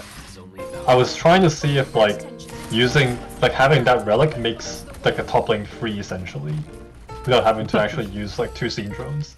And the answer was no, it didn't work. Wow. I mean, jetpacks aren't really Sarkaz, right? They are Sarkaz actually. They are Sarkaz. But the jetpacks themselves. Doctor, I will remember. Yeah, the jetpacks are Sarkaz. Isn't that But the like- jetpack, if you're talking about the jetpack packs, they're not Sarkaz. Yeah, the packs. Yeah. The packs are not Sarkaz. They're not slowing down a machine. Like, I guess. Yeah. I guess. Unfortunate. No, that was that. He is almost at the end, right? このままノーカットで作戦記録に使える。 Witchcraft. 20 hope to spare. Time for some bonus points, maybe? You can pick a passenger, you can pick a Mizuki, or you can pick a red for some bonus points with the Witchcraft. Like, that's the play. What are you gonna do here, sir? What are you gonna do here? He's hovering. He's looking for red. Oh, he's looking for red, or Tin Man. I'm reading his mind right now. He's going for the red. I am reading his mind right now. He wants the red, and he's trying to find where his cruise is, but he can't find it. He's trying to find it. I mean, the horns basically. Cruz, same hair color, but he's going for Tin Man now. Tin Man. So No, he's one not. thing is that he has sprouts, right? So if he takes the Tin Man, E2 the Tin Man, then he can sprout a lot more. But he technically doesn't have any relics that lets him scale with the number of thoughts that he has. AK, he doesn't have Soul Binding Bone or Furnace Fuel. So like, sure, he can hold a lot of thoughts, but like, what's it gonna do to him, right? It means he can fish for more relics, I guess, but like, it's not direct power. Like it's still locked up power. So, okay, he goes with Tin Man anyways. All right. Crimson Quarter again. He I would. He really doesn't want to do it. With think. Would he you does would you want to refresh Crimson? Cause like shop. one angle would be like to go up then down, right? Right. And then by the time he reaches the wish fulfilled, he would have 2 plants remaining, which is enough. And it's assuming that he doesn't get any plans from Crimson Corridor or the safe house, which he could also refresh for plans, right? But I guess he doesn't. What he needs is like certain vouchers, but because he's sitting on a billion hope, 19 hope right there, looking for his cruise and his cruise exactly. So like, it's pretty dicey right now, because he's playing defensive supporter too. So like, fishing for sniper vouchers in the shop is not easy. And he goes for the Crimson Corridor. Guess he wanted to I think it's- save plans, but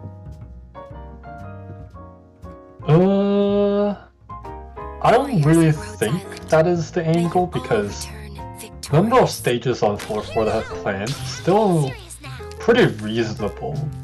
Like especially, so like if you refresh and you get like a plan stage, then you're at least plan neutral, right? So then, but the problem is that right now you're facing Crimson Corridor, which itself has no plans. So like, the option to refresh this is more tempting than usual, because you gain 1 plan. You can sort of say you could gain 1 plan by turning this into an EM that gives plans. Assuming if it actually turns into an EM in the first place, of course. But that's a lot of assumption. Maybe he just doesn't want to take the risk. He thinks that he can't beat like EM Crimson Corridor, for example.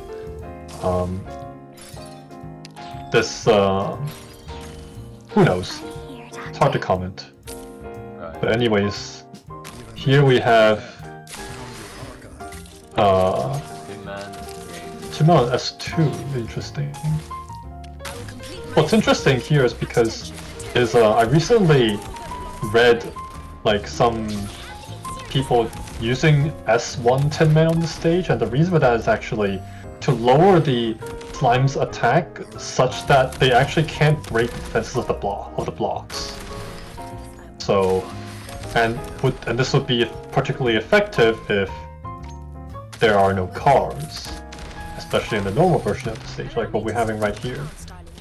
But he's opting to use the Tin Man S2 anyways. Yeah, I guess this is still a reasonable course of action.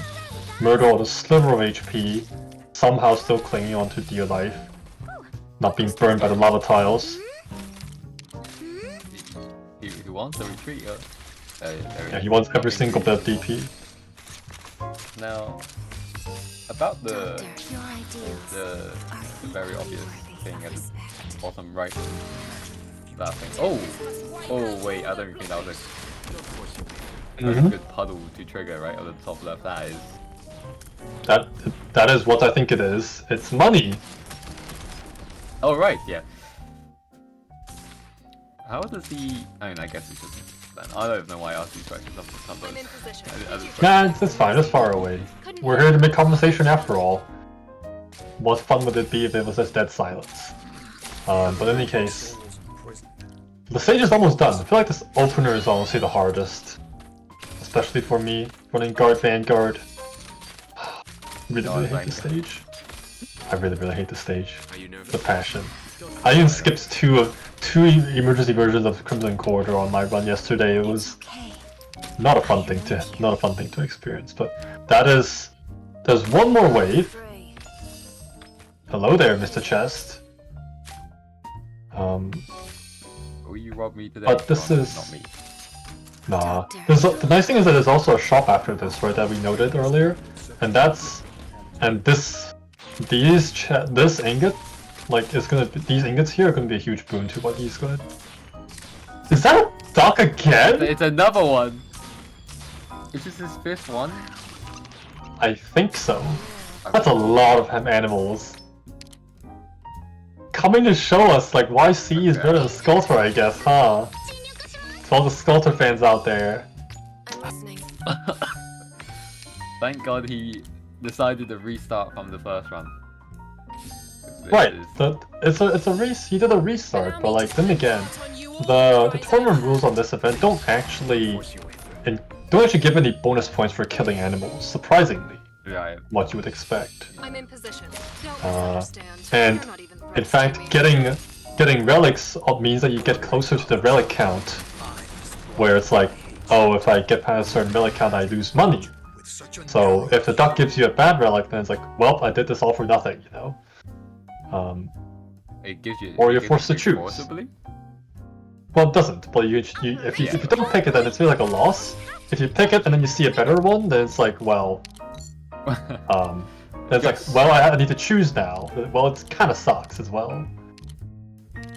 Because let's face it, nobody has foresight. Nobody can tell if like this relic is good or not.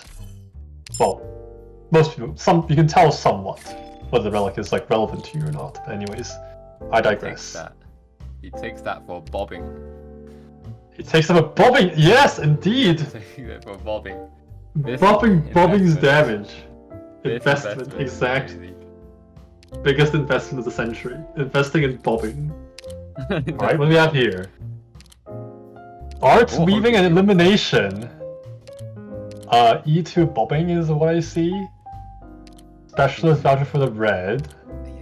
He has to. This is the He has to pick the red this time. fourth time he's had this voucher.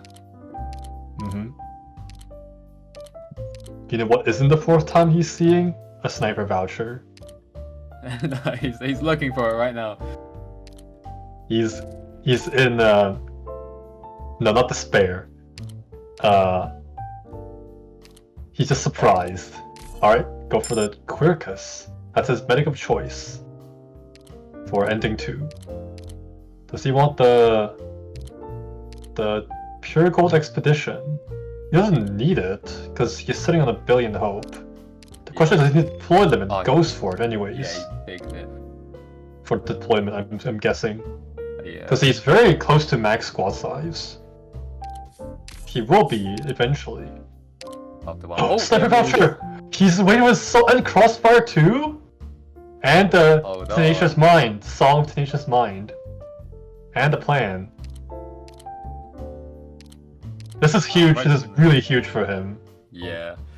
I'm surprised he's not going for it first. He's going for a second, but he's looking for it. But Yeah, but the problem is he has might want to grey Rumble. as well. He has Rumble too.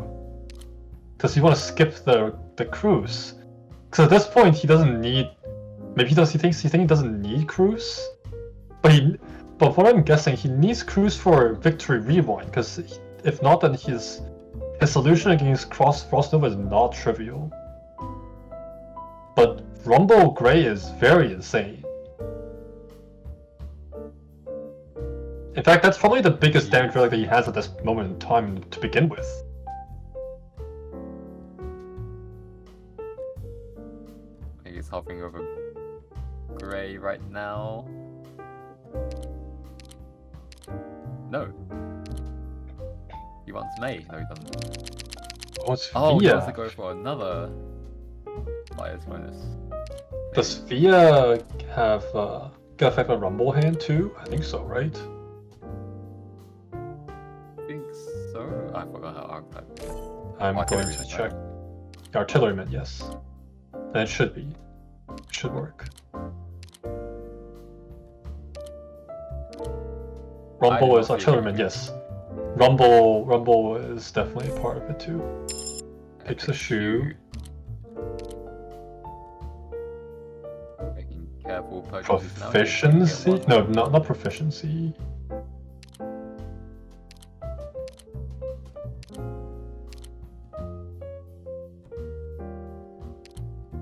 Tenacious Mind. Song to make a Tenacious Mind. Does he want a Crossfire? The problem with Crossfire is that it's gonna make his snipers really squishy, but he has Medicine Stick, so he can survive Patriot's Barrage.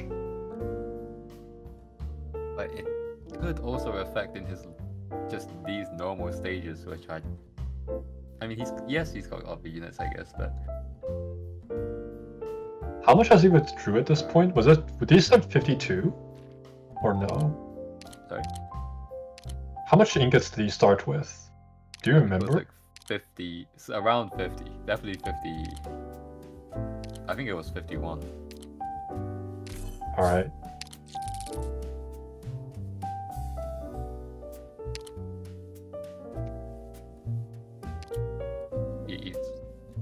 Alright, what does he do here? Safe house, probably... Oh, he picks the gray, not the Fiametto. Practical field study. Okay, Right. Combat? interesting. Sure. No problem.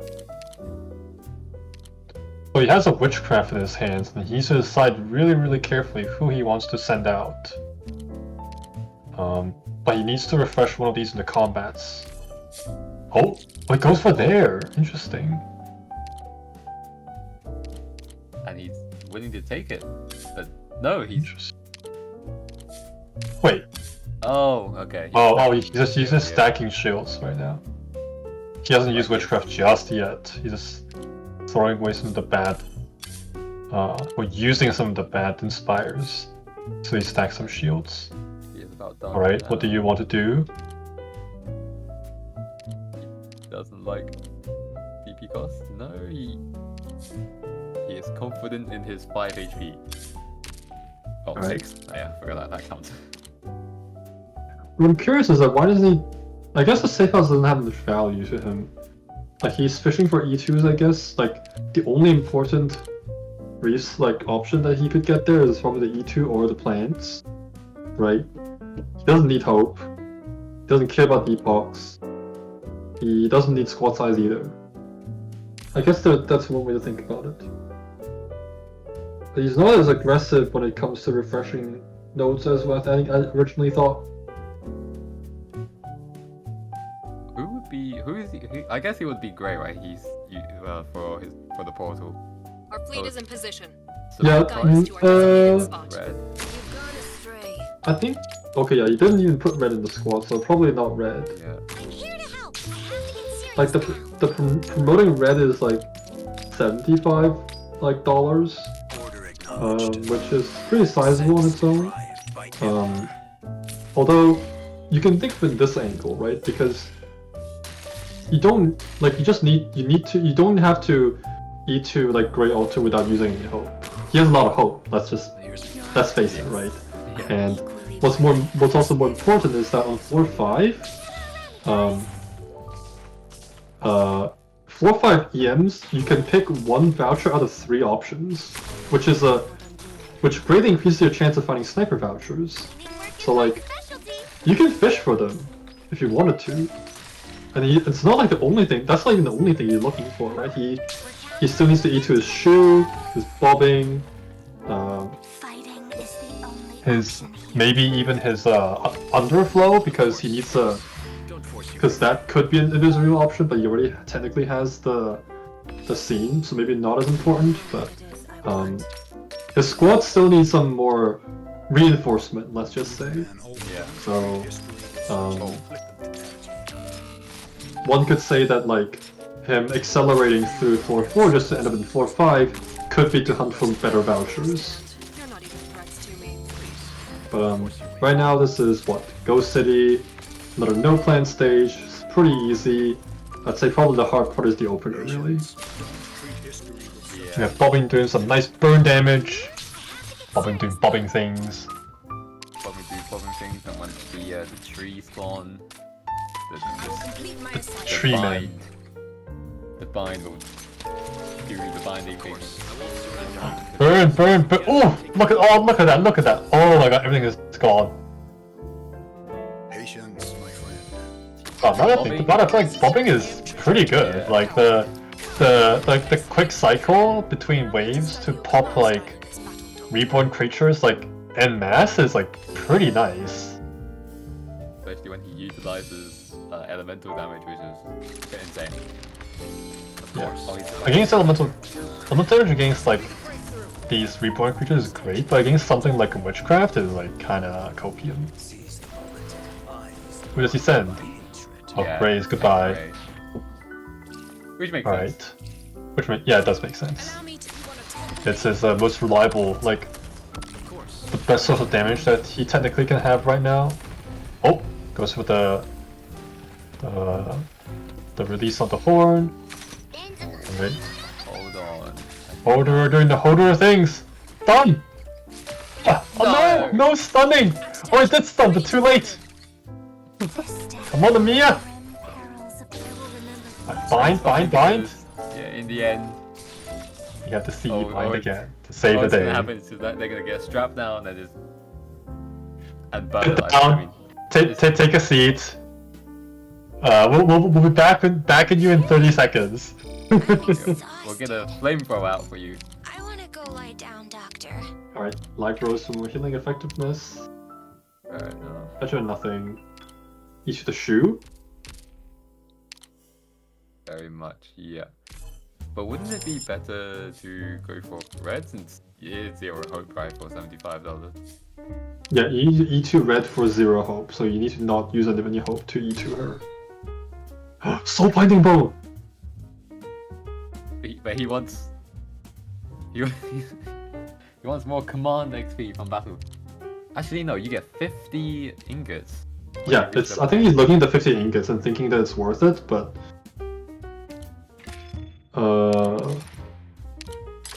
I think what he needs to focus right now is to look for ending on floor 5. Because Right. while the Lost and Found is guaranteed on floor 5, it might not be on in a good position. So he needs to pray to the RNG gods, the gambler gods, the casino gods that the Lost and Found spawns in a nice position. Oh, he took the cube for face-off nodes, which is interesting. I think it's just overall for max HP. Like the 10% max Oh, HP right. Yeah. is some little like improvement, but like I agree it's not particularly great. He's Especially keeping the compared to rest other ones. for Soul Binding Bone. Lost and Found is on the bottom lane, and it is okay. He can get ending 3 now. And he got a cube, and there's a face-off right there. Wow. Okay, he might be a wizard. Okay. He Hang on. might be a wizard. Hang on. Let him do some him alchemy cook. right now. Let him cook. So he can only afford to go vertically once because he needs 3 to make the refresh and go in.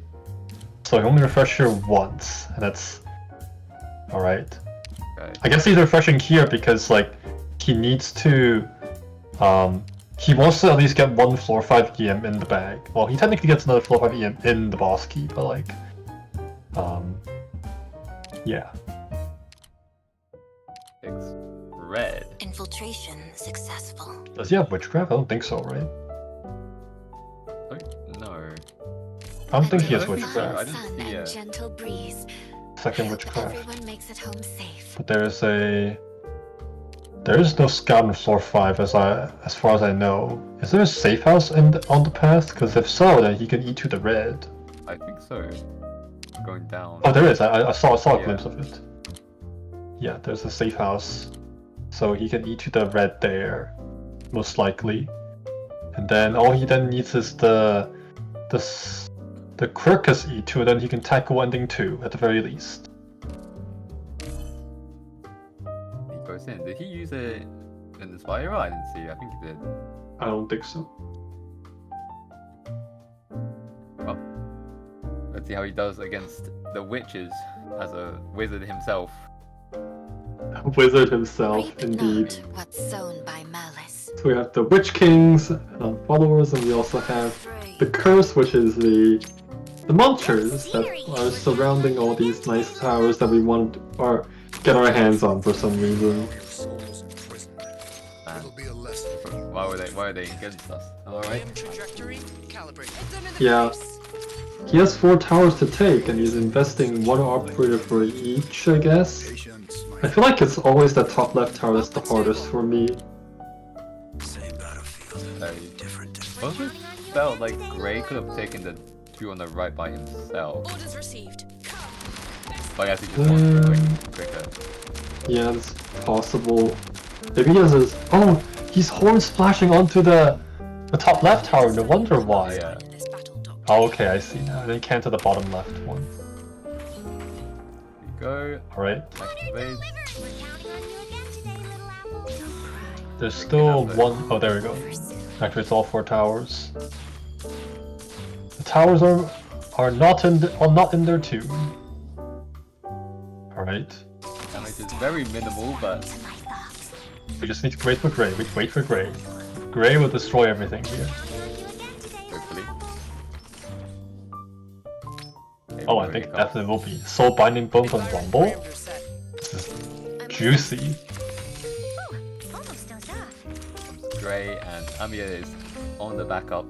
On your call. Hit them in the face. Don't know if this is Look at that damage on Gray, murdering the celloists. right. Big damage right there. Orders received. Alright, replacing Horn. Oh, hang on. Muncher's in the way. Order time to stun, Like, do your work. he's in- And he's good. Attention. Ready to fall in. Bonk. Bonk? There we Oh go. my god, that was too close. Yep. Stun gambling. Only a mere 25% chance to stun. Output stable. That's better off than Breakthrough. basically everything in the game. I think. That's true. There's a crit maybe. We don't do casino here without an actual bit of gambling, right? Although the real gambling's at the very end. Style in this battle, Um, Doctor. Yeah. Alright, which Curse Alliance? Pretty easy. What do we have afterwards is the real question. Breathe. At attention. The Tempest must wipe out After this, he So, yeah, go has to ahead. go to the safe house, right? He does not be Right, going that. yes. He is not going anywhere else. Me to study He your needs command that style in this battle. 50 bucks or 75 bucks. Right.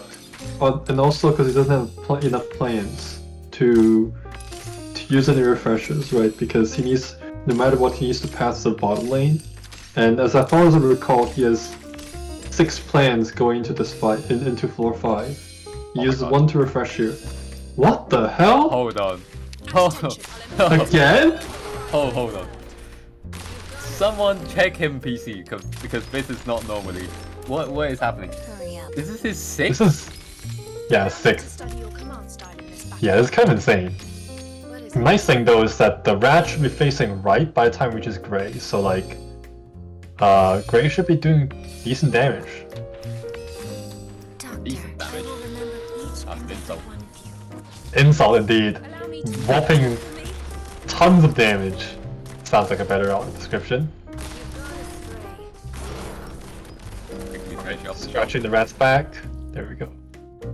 Fantastic. Right. This, you know, from the dicey stage to right now, I would say he's Things were worse than He is. expected, Doctor. Congratulations, back. Pete. Getting back up. this, yeah. Oh, he has plans! 3 plans. 3 plans. Bag of plans. Hold on. Here to relieve his plan issues. The Quercus probably, yep. Hate the plans. Oh my. Land reclamation. Does he want to refresh regular land reclamation or go down and refresh the encounter? I I think at this point he can. Oh, wait. Does he not want to eat 2 red? I guess he's looking for a bigger fish or something, because As long as it's your Hmm. decision, I'll have no objections. How much is EM land rec, by the way? Let me check. I'll intercept the tides. It is bread Ager's for the duty chance to of keep getting them without off the bread land. 2, and Stipulate on skill 3. Land rec is 70 points. But E2ing red is 75 points. Doesn't really make sense. He wants. Unless he's he wants fishing for to do vouchers in of- general. Yeah, probably just doing combats just to fish for vouchers. so you get more bias bonuses. It is too much gambling. More wizardry that I'm not aware that I failed to figure out until it's too late.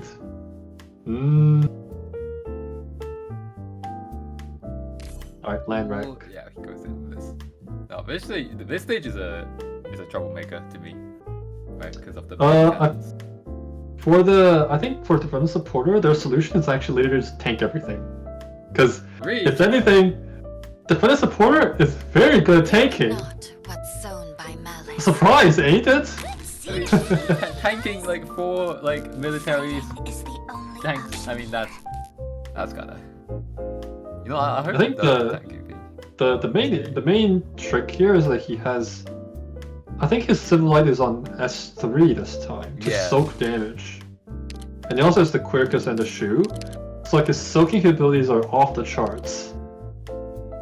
So the cannons are not the major issue. Like I feel like opening and like dealing with the waves is the real tricky part, especially this. Right. Because on the left side you have the troublemakers then are going to be the 3 steam engines that just steamroll through your when they go below half HP they become immune to like crowd control, so they just start zooming.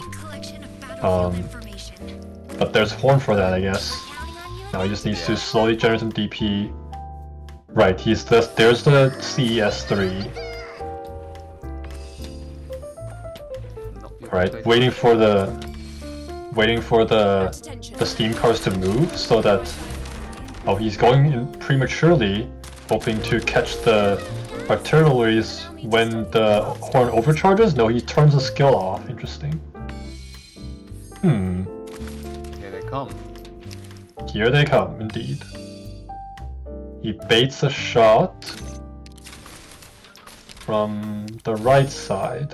This staff is Amiya with the initial SP and Hodor. Right. The hold up the waypoint reads. This is. I mean, they are soaking. I don't know if that's because of any. I think that's more because of Ami. I think, right? Allow me to study. Right, and he's only tanking like a pair of Yeah. a pair of artilleries on the bottom left. So like bottom right. So Amiya is actually taking a lot of damage because the artilleries can't actually hit Hodor. It's too far away. But Amiya is taking. Byron parameter set. On your call. Well, bottom right is done. All right. Going for the offensive of Ray to kill the artilleries, maybe? No, he's only Ray should be focused on the middle. Doctor. Oh, I have he's gonna soak. He's soaking. Oh, look at that soak! Holy! We're counting on you again today, little apple. I don't think Alright. I don't think Gray's health went even below 90%. That was Yeah, it didn't, because like because CE is like equilibrating all the allies' HP and spreading that damage across all the allies, which are nice and healthy. yeah. Actual sponge. And then Got too much to deal left with, but I side. think he has too much trouble with that. Yeah, left side is this horn is gonna be coming back, so just all he has to do is just shoot him all the way from the far ends. Yeah, like that. Orders received. And snipe them down, and then that'll be it. At attention. It's always bad for the just in case moment. Where do you And there think is. you're Yeah. running? No animals. Wow. The plan to deal with the artillery has always just been to huddle together. Like the more you huddle together, like the easier it is to spread damage. So like even without like the CE skill, like I was going to huddling like my outcome, but with spreads out the so artillery many damage shoulders, like when they I'm use their feeling skills, bad but now. when they do single target, then it becomes a lot more trickier. And there finally is the Cruise Altar that he's been looking so hard for. So hard for and skipped once. But at least he's got it. He's looking for shields. He doesn't need to, because when he goes down, he just like loses the plant, and he loses the toil in plants. I guess he's using these because he doesn't plan to keep them. Right. And Plan it's to not keep like them. He can move forward. Yeah, he can go down. Yeah, let's go down. Let's go down.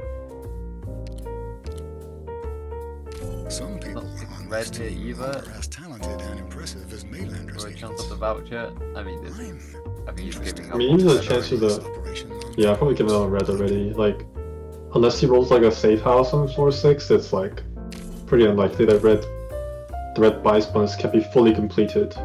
The 75 for promoting red without using hope. And we're back here again, Witch Curse Alliance. Yeah.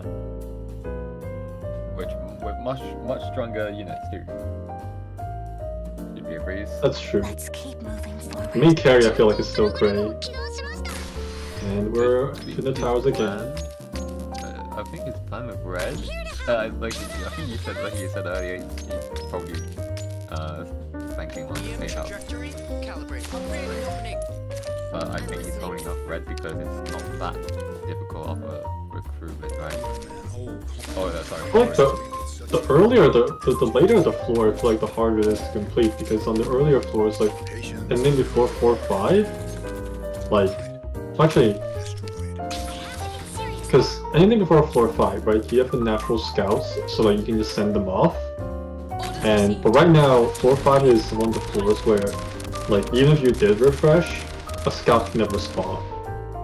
So, that's the tricky part right now. So like, only thing you get was a safe house or witchcraft, pretty much. Or like a relic that gives promotions for free, like game access card or petting ticket, for example, or anti-casting. So the options are like Environ parameter set. kind of rougher on the later the floor, but later, like basically later you try to delay the bonus, like the harder it is to sort of complete, because the possibilities become less and less likely. Right. But it's not to say it's like impossible. It's It's not on his priority list, I understand. right. Yeah. Yeah, you're right, because I feel like if he was playing guard vanguard or something like that, then like the bias bonus is a lot more important, right? Because by default, guard vanguard and defender support don't start with the same amount of budget.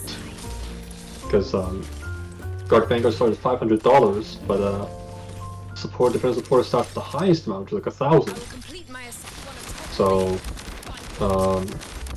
they're not equal in that sense.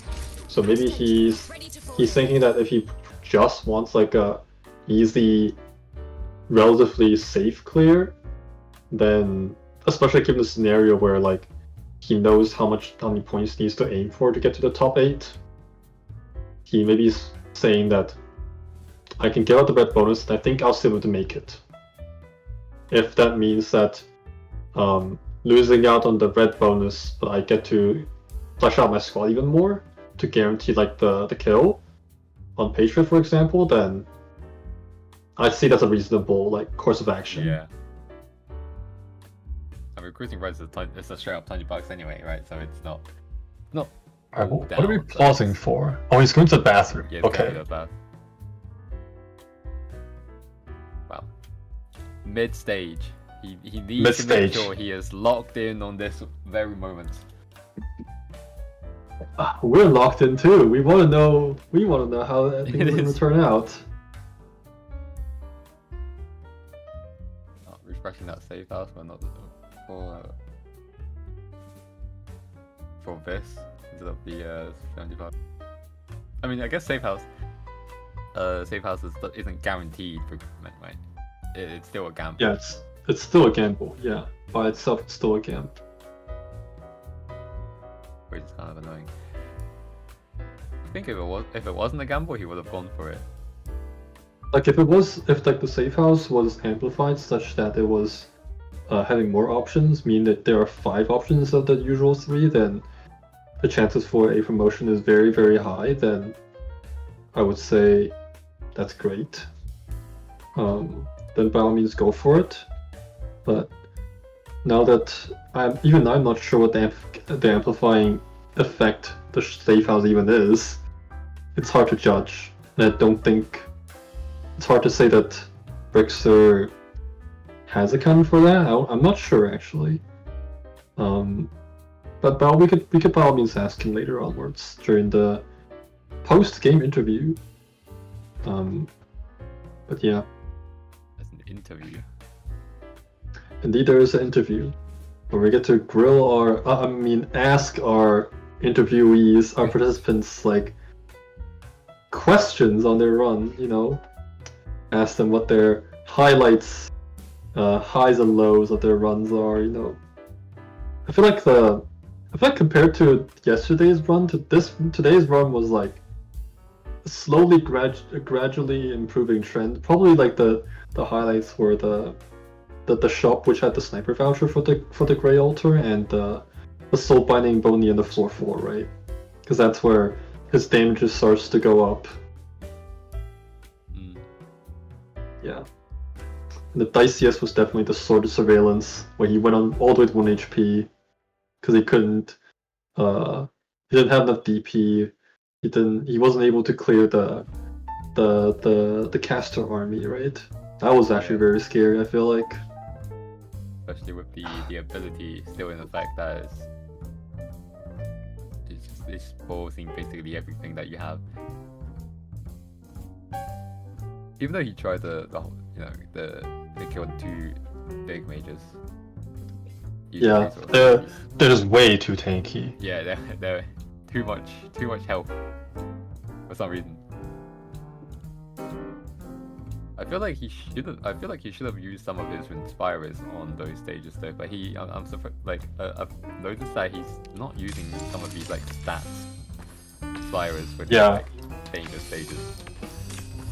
Like one could say that like he's holding on to those plunders and consumes in order to make rise and falls, but some of the ASPD ones, like the 15 ASPD and 35 ASPD ones, are pretty easy like sources of damage in order to bridge some DPS like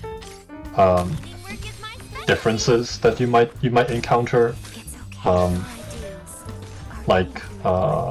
Because let's face it, right? ASPD is one of the stats that's less likely to be washed out because compared to attack buffs, right?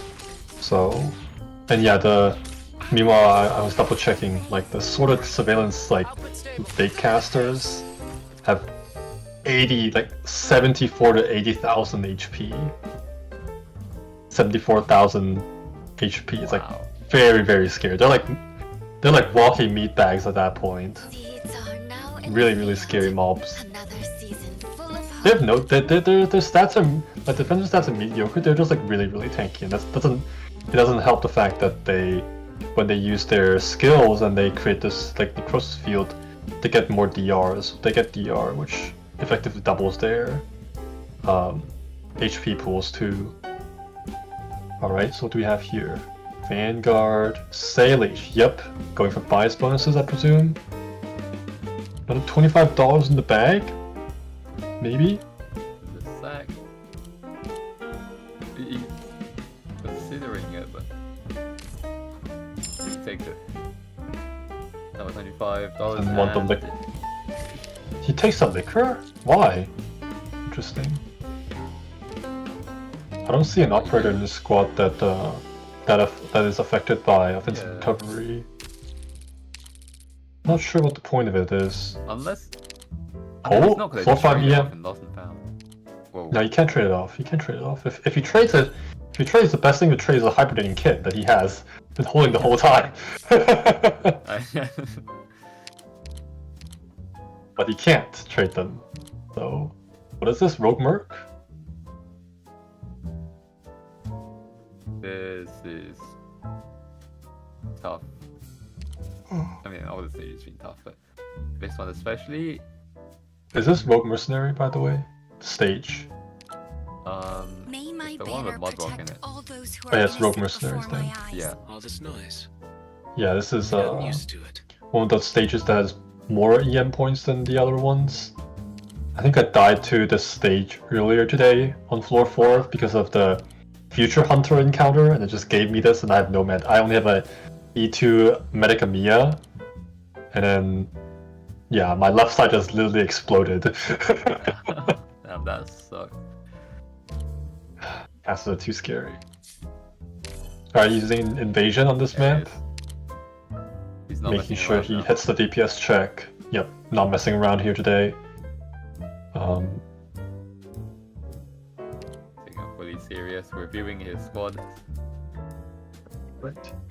There's actually one interesting like interaction on this map, and it's that so you know the casters on the top left side, when they auto attack or when they use their skills, they can cause necrosis, right?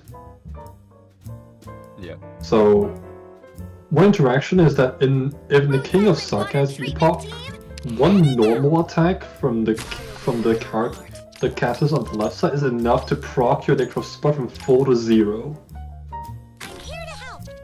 Just one hit, one touch, and your skills are instantly gone. You can't touch it at all. It's very scary. Especially in Oh, this opener is very interesting. I should learn how to do this. Like in the Amiya opener, opening this bunch. Because I used to use like a heli drop to open with the Vanguard, but this is. I should copy this. All right. take notes now. Take note of technology. All right, he's using Holder to solo tank this. All right, is that medicine sticks? Can't really tell. I'm here, Doctor. Yeah. Right, he opens Amiya after. Probably is. I'm not sure if he got hit by the Royal Guards just now, but alright, he's just holding on the lane by himself. Well, who is he gonna deploy as a medic to help out? Oh, it's Pure Stream. Can Holder hold this? Oh, but like if he has Horn, it might be enough. Oh yes, extra DPS is important. Now, obviously the common issue here is Mudrock slowly walking towards Lady, which is it's gonna stop. It's gonna stop there. yeah. Yeah. I feel like the other issue right now is that how is he gonna deal with the slimes, because Gray can't deal with all the slimes. Like as you can see, some of them are walking all the way towards Shu. Eventually Shu will be taking hits from the cannon. Gray can only do so much. If Gray can be on the ground, that'd be pretty helpful, but Sage needs to go. Oh, Sage just insta-clapped. Alright, he's used the Shu skill here because, or else Shu won't have her skill anymore. That's one thing I learned the hard way. That's why normally I use Holder to tank the back, and then I put my OPS in the front, on where Holder is right now, but I guess this is still a pretty reasonable course of action. But I really like the opener. I really like the opener. Using the medic Amiya S2 to instantly clear with even with solo Vanguard, that's very nice to know. Never thought of that. Mudrock is slowly dying, and slowly dying to Gray of all people. I mean, which is, Yeah, because he has hand rumble after all. yeah. Of course. Just slow him down just with the last tile. There we go. And Mudrock is gone. Got burned. I'm listening. Suddenly, Right. Allow me to they study just your look too commands, scary. Miss Battle Doctor. Yep. The trickiest part of this stage is the casters, honestly, because when the casters lock in civilians, then suddenly things are not so well anymore. Allow me to study your command style in this Alright, battle, that's Doctor. it. Well, there are 3 more slimes that are just hanging over there, hanging around. I choose you. Forgot the move, which is about to be burned. Are you nervous? Fire is only about. Boom, goodbye. Cooked. Shipped, cooked, shipped to the supermarket. Eaten by me. Wonderful! All Are they tasty?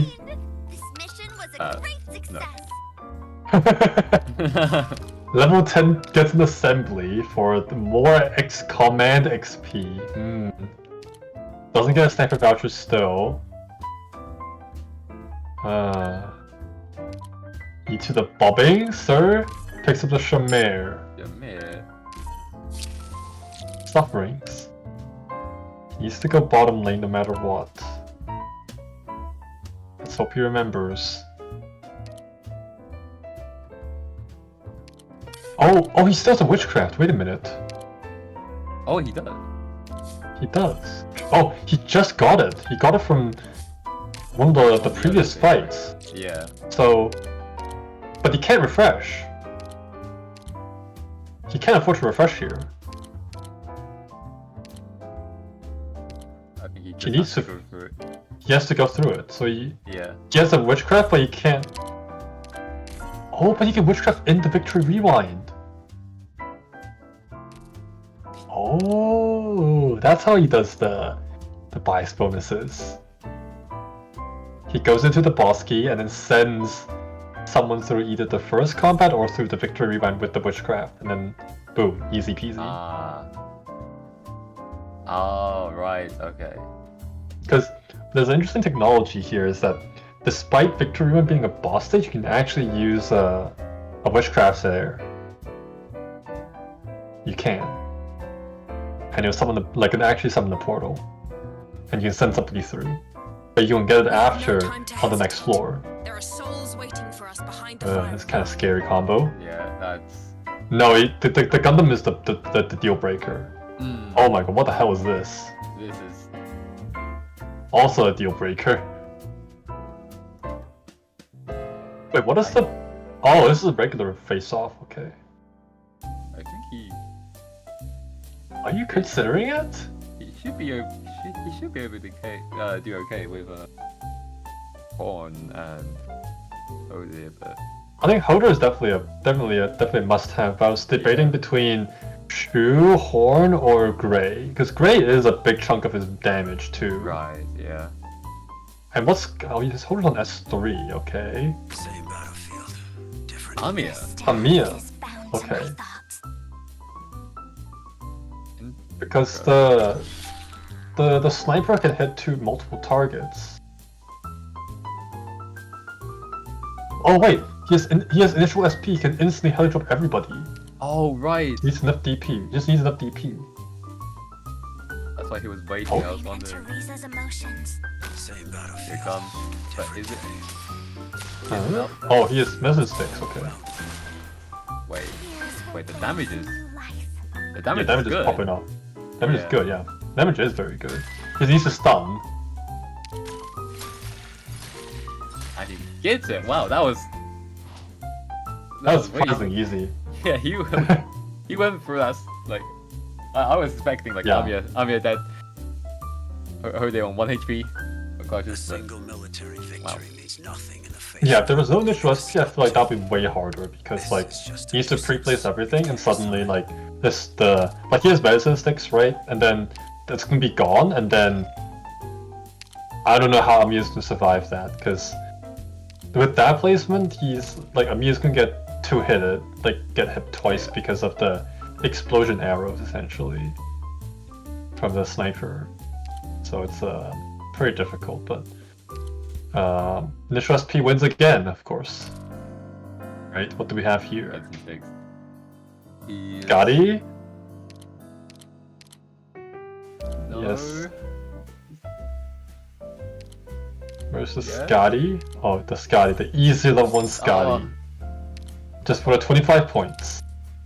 Unfortunately, he cannot do the second part of the bias bonus, which is to use Scotty S3 on a boss stage. Because she's not even E2. You won. Hehehe. E1 Scotty. E0 Scotty. How dare you? E0. Oh, that hurt even more. Alright. So we're only going to the home stuff, knowing that's going to come back later. There's a lot of trees right there. And there's also Absolute stone. Yep. So walled gold, sure. Here you go, the lost and found. Finally picks up the square box. And we're going in. Yep. Exactly enough plans going in. And nodes. I think you can't use the truth force the truth nodes. No, you cannot. Right. Yeah. No, you cannot. Blood text mystery. The other He has one other one, then that's a minus attack, I think. Yeah, minus 25% attack from Tranquil Mystery. Those are the only two. Pretty mild ones. I think the worst one is still the Crystal Mystery, the one that gives the freeze effect. For me at least. Hi everyone, I'm but here to slack off. Your experience, people's experiences may vary. So, but what do you have here? Right. Passage Blockade, and what was the other one? I can't tell. I don't think it's Landwreck. I don't see Landwreck here. I think. 仕事? Okay, it's Passage Blockade and Witch Curse again. I think it's the Passage Blockade, right? That's more points. Is it more points than Rogue Merc though? Is the real question. Mainlanders agents. I'm interested to see how this operation unfolds. Yeah, Passage Blockade is more points than Rogue Merc. Infiltration successful. Yeah, that one has more points, Yeah. more score, more money. And the two from that is gonna come back for revenge. We've already done 3 Witch Curse alliances already. We'll take a break from that and then beat up the Knight duo instead. I think I remember dying to Passage Blockade at one point, and that was again one of those like very few relics, and then it also happened to be oddities and then we're just version of this map, and like I really underestimated how much damage I needed for this map, and then I couldn't even take down half of the archer's HP pool, and I was like, wait a minute, this is not great, and then I just exploded. There's no way I was getting out of that. That's tough. Trajectory. It's rough, but it do be like that. Anyways, typical opener. Gray also holding down the fort. And then let's see what his response is for the archer. Orders received. One on the left. Okay. Okay. Got his formation down for the DPS option already, so got a plan at least. For Shamir, Study your command style. Yep. Got the defense down, I presume. Holder on there, so like. We'll stand guard here. Oh, he's gonna cruise the top right, but cruises E1. Is it enough? Maybe it's enough with so many bone stacks. If you're still reach your hands to me. Could be possible. Kenny, we're counting on you again today, little apple. I can see it. I think if not, they still walk into Gray's ring. Yeah, but that'd be pretty dangerous. Yeah, that would be. Cause like another method would be if he had stun relics, then he could just Holder S2 spam on the top right, shutting down on that side. Cause from the looks of it, like Gray can just pretty much hold down middle lane by himself, maybe with Shamir's help and whatnot. So that was what my initial thought was, but I guess I think the stream is frozen for me. Are we having technical difficulties right now? Stream production. Attention. Ready to fall in. Send help. Send help to back. Brickster. Oh, it's back. Okay. I think Whoa. one of the knights died, and the hammer guy. Somehow one of the knights are dead. The other one's alive.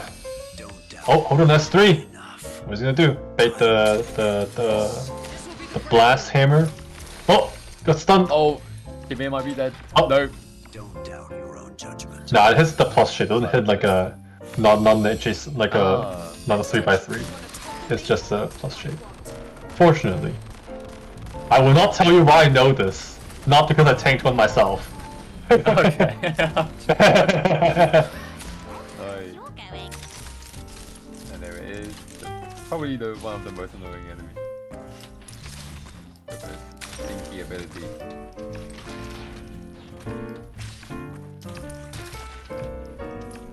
There it is. The nighttime. One of the easy mistakes to make on this map is to somehow let the casters in the top left pop the dreadcast like in where everybody is funneled, because if that's the case, then like, especially if it's going for such a kill where you kill the archer first and then you kill the hammer guy next, the hammer guy in the necrosis is really tanky with the DR, plus it's like innate like really high defensive stats. It's very scary to deal with. And all those still So alive. if there's any way to pop the casters early on, that would be great.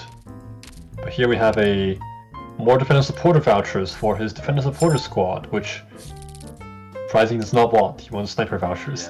Yeah. I guess the Shime is the correct choice overall, right? Because The Shamir? we just look at it. It's got the horn and where is it? Yeah, I guess. What he doesn't have, what he hasn't done is, so he has an E2 bobbing, right? Where's bobbing? Where's bobbing in the squad? The one who's brought you this far. Bobbing has been demoted. Man. Demoted from entering the... Yeah, he's discarding... One of the trees. Cut down the trees because he's gonna explode if he doesn't. What is he doing? Wait a minute. Oh, he's changing to Amiya S3. Changing Amiya to S3. Changing Amiya to caster form. Caster form Or Patriot. damage. Yeah, true damage Patriot.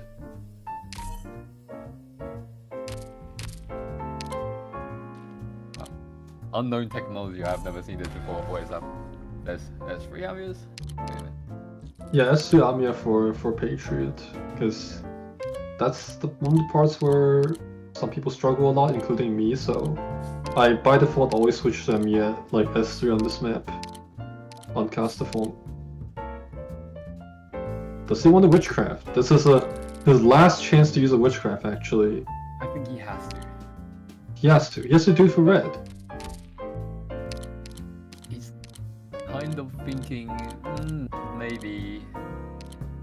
He doesn't need to DP that. He doesn't need to reduce this cost of his operators, I feel like. Because he has at least a flag and then also a Kanta. So... Okay, yeah, witchcrafts. Okay, there you go, witchcrafts. There we go. And I'm assuming he's gonna go for Cruise on this one since he. Oh, Yeah, no, yeah, Red is on well- the team. Right, yeah. So like, I think that's why like I'm saying that as you get to floor 5, then Cruise's like presence sort of falls off, like little bit. Like, there are still some matchups where Cruise is great, like especially the passage blockade earlier. But on stages where it's like land wreck, which is notably the hardest stage, but surprisingly it's just Cruise. I don't see Cruise really doing that much to the tanks, and that's where, that's why I feel like on the 4th floor shop when he picked up this first sniper voucher, he picked the gray instead of the Cruise for a reason. What was this reason? Right. I think that makes sense overall. I think that makes sense. Operation But now he sort of has both, but not in their full glory. But he's not as handicapped as what we were experiencing in the earlier floors, I guess. All right, Trajectory. Gray in this in this position. This position is particularly nice because the furthest range tile can actually hit one of the Frost Nova's checkpoints, which is on the very far end, without being caught in her AoE blast. Alright, C is down, and Cruise is also down. So we'll see, I'm listening. yeah, burst phase 1, exactly. Alright, putting a drone to bait as well. That side is kind of problematic, right? Unless he's gonna let them roll through. I think he's gonna let them power through and then let Gray deal with everything. Alright. Go Brewer. It is E1 Alright. Cruise. Enough. Is it my turn? It's okay. I am with you. Beginning collection Second of phase. battle orders received. Oh yeah, second phase is also Horn helping out too, yep. And this is a standard placement that he usually uses from what I've seen. And the Horn range here is really, really nice too. Because essentially his entire DPS pile is away from the sight range of his Frost Nova. Reach your hand. Because Frost Nova is like range for the Frost Aura is larger than her auto attacks. Hit them in the face. But still gets outranged right now, so goodbye. At attention. Ready to Fall in. I don't think he needed Horn there either. Yeah, I don't think you need the horn there. Because the checkpoint, he still has much time on the checkpoint anyways. And then I'm assuming it's Amiya plus Hodor on the left side then. Yeah. See again, Amiya, Hodor on S3 I think. Hodor should be on S3, because that's the skill with the highest DP, one of the highest DPH. Keep Horn there. Right. Deal with spiders, I guess. Gray should be enough to Order acknowledged. do it right. Surprised he doesn't want. Surprised he doesn't retreat. He doesn't keep the Shamir for longer. Maybe he doesn't need to. He thinks it's enough. Which maybe it is so. Right, Amiya, Order S3, and then bonk, bonk, goodbye. Seize the moment. Wow, okay. Second phase. Yep, very, very clean. So second phase he would let him walk through and Yeah, walk through. He needs to bait one shot, and I think the shot is gonna go towards C, because she's the furthest away. Sadly, but at this point, I don't think he needs more baits. Not that bait. I've been making this joke for far too often. yeah. Alright. So there are 3 checkpoints afterwards. This is the first one. Oh, medicine sticks. Hold on. We'll be here for a while. Medicine sticks strikes again.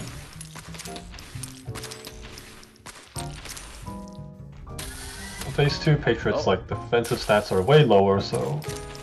Someone's fit in the back pocket. Slowly walking down Yep. the Horn's range.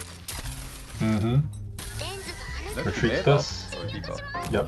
Oh, no Put on the Shamir debuff back. Then I guess that's the reason why he retreat the Shamir earlier, I guess, but I don't think he actually needs to. Alright, another hit. On your And nothing knows. happens. opening. He just knows about the sticks. I mean, the sticks are really nice. Yeah. Alright, Patron is down. Very, very clean kill. Way cleaner than Garvangar. Garvangar is messy in comparison. Now he is free to do whatever he likes to do. Right, but there's still one thing that there's a special hidden visitor in this run as well, this battle as well. It's the door. Right. For red. For red. With no context.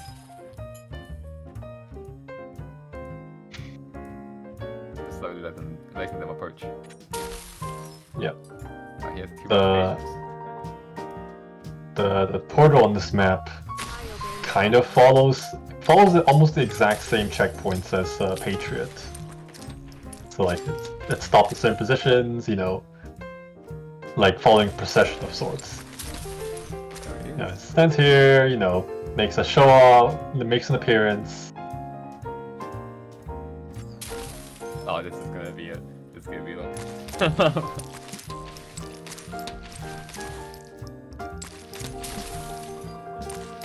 I would have put down like Amiya, Cruz, and someone else already, just to deal with it. Get an ASAP. On your call. I choose you. You want to talk with me? It would be really funny if like Don't doubt that happened, but then like the boss key edition was like a DP boss key, and suddenly you get no DP to put down the actual person you want to send out, and then just like you start crying. I mean, come on. But that's not happening. Although to be fair, like great victory. to be fair, one of the reasons why this boss key felt so like damage was so high was because of the max HP down. But look, we have more damage. We have coin operated toy. We zoom in with more attacks, with finding some attack speed to go, and the sniper voucher to boot via meta. I think he's saying he doesn't need the cruise anymore. He's saying no to cruise and going for the Fia instead. I'm sorry, Radio. We don't entertain cruises anymore. On floor 5. Oh, Is he? hang on. Oh! Is she worth the money, or does his heart goes. Or is he rewarding Cruz for her hard-earned efforts? What does he do here, sir? Can money Oh, buy happiness oh. for him? He doesn't. Can't. Oh, no money? All in for Cruz. Ah. He's too loyal. Right. Hope's dust bounces back. Here you go. He needs to unload a little bit. This is 5 steps of King of Sarkaz, which is kind of scary because suddenly he has trouble tanking Teresa's right now. It's a little bit concerning. He needs to dump something. He already used Rise and Fall already, so he needs to. He's dumping Home's Dust again. And he needs to throw away. Yeah, no, that was enough. He was about to. Honestly, I'll probably throw away a plan. I think throwing a plan was the best option there. Alright, therapy tape, question mark. Right.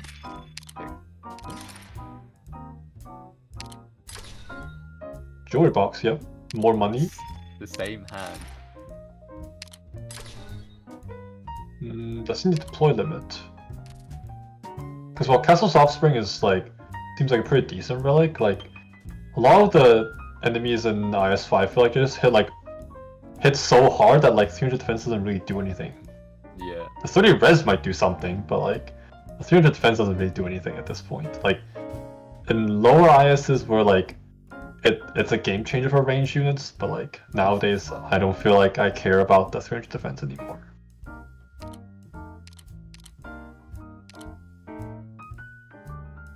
He's thinking for the deploy limit, and he goes for it. He doesn't want to get rid of any of the trees. He doesn't want to go. Right, because he has soul binding bone, right? Oh right, yeah. Alright, we're fractured. Yep, as usual. Teresa and Teresa, court visit Right. with King of Sarkaz. Let's see how he tackles this. Oh, no, not very first. The second boss not- stage. Yep. That's gonna be tough. Plus 50% attack, but it could be worse. Like, there is a way to circumvent this, and the solution really is, instead of stalling, he does a quick cycle to lower him to as low HP as possible, and then perform the teleport, like, when the boss is a very low HP. So essentially, you say lower to like 10%, and then you wait for him to reach like the checkpoint where like a position where you think teleporting would be a good idea, and then you just kill him and then activate the teleport ASAP. And that's possible because he has medicine sticks, so if he deploys Shu on top of Teresa's, he gets a seat bed directly under him, Teresa's, right? And secondly, he has initial SP, so like Shu is instant activation. So I don't think it's that hard. It's pretty easy to pull off. It's just that does he know the steps to do it and not go overboard? If you get what I mean. Like if you accidentally kill on phase 1 and suddenly you have no teleport, and it's like, well, suddenly things get super difficult. Right, but in this case, he stands a fighting chance. Yeah. Because his Cruz should do a lot of damage. Definitely does a lot of damage. And in hindsight, right, picking the Cruz E2 over the Fia E2 was also the correct option, because like if he didn't have this, then I guess he can still use like Horn and Hand of Rumble Grey to like shave off like most of Teresa's HP, but like it's gonna be a lot scuffer because I feel like the main damage is still the main single target damage against the boss is gonna be Cruz. We'll see how he performs this. That's just like my guess on how he's gonna try to do this stage. Now I noticed that he went in with Caster Amir. Mm-hmm. So that's something very common, or There are a couple of reasons for that, right? One of the reasons is that like it's the only skill that's like sort of reusable for true damage, and the reason that's really important because it's like a failsafe in case you messed up the teleport and Teresa's right beside Teresa, then suddenly your Mia becomes like 10 times more effective than any other damage dealers combined, pretty much, because when Teresa is the closest distance towards Teresa, he gets 90% Fizz Arts DR, and hence like the Amiya's like Amiya can probably 2-3 cycle like Teresa's with this amount of relics, so like it's a failsafe if anything. Right. And the only sort of like other skill like form that I would bring on this map is probably as like the medic form, and that's only to increase max HP on your allies to say survive to pass like max HP checks or something like that. So he blocks here to deal with painful happiness to fix the rotation, but like the problem here is that he needs to squeeze but not bait an auto to. So essentially what happens is that to the viewers who don't know, is that he has a relic called Painful Happiness, which slows down Teresa's like movements, and this causes him to move slower, such that there is actually one ball where Teresa sends to Teresa to gain SP cannot be blocked by allies because there's a ban tiles in the way. And the solution that people thought of was to, during when Teresa's like goes around the top right corner, to squeeze downwards, such that he moves faster. Essentially, you give him a slight push, move faster, sir. You know, that sort of idea. But he did the push, but then he also made Teresa's do an auto attack, which slowed him down back. So it pretty much did nothing. So Teresa now has 1 stack of SP, but it's no big deal, honestly. So he's actually committing to the tank, I presume. He's not doing any of the strategies I was mentioning, the brute force, I guess. Confident in the fact that his max HP is enough. We'll see what the solution here is. I think it's going to be a little bit sketchier than usual. But maybe Quirkus will will pull through. Because Quirkus' HPS is not increased, go off that.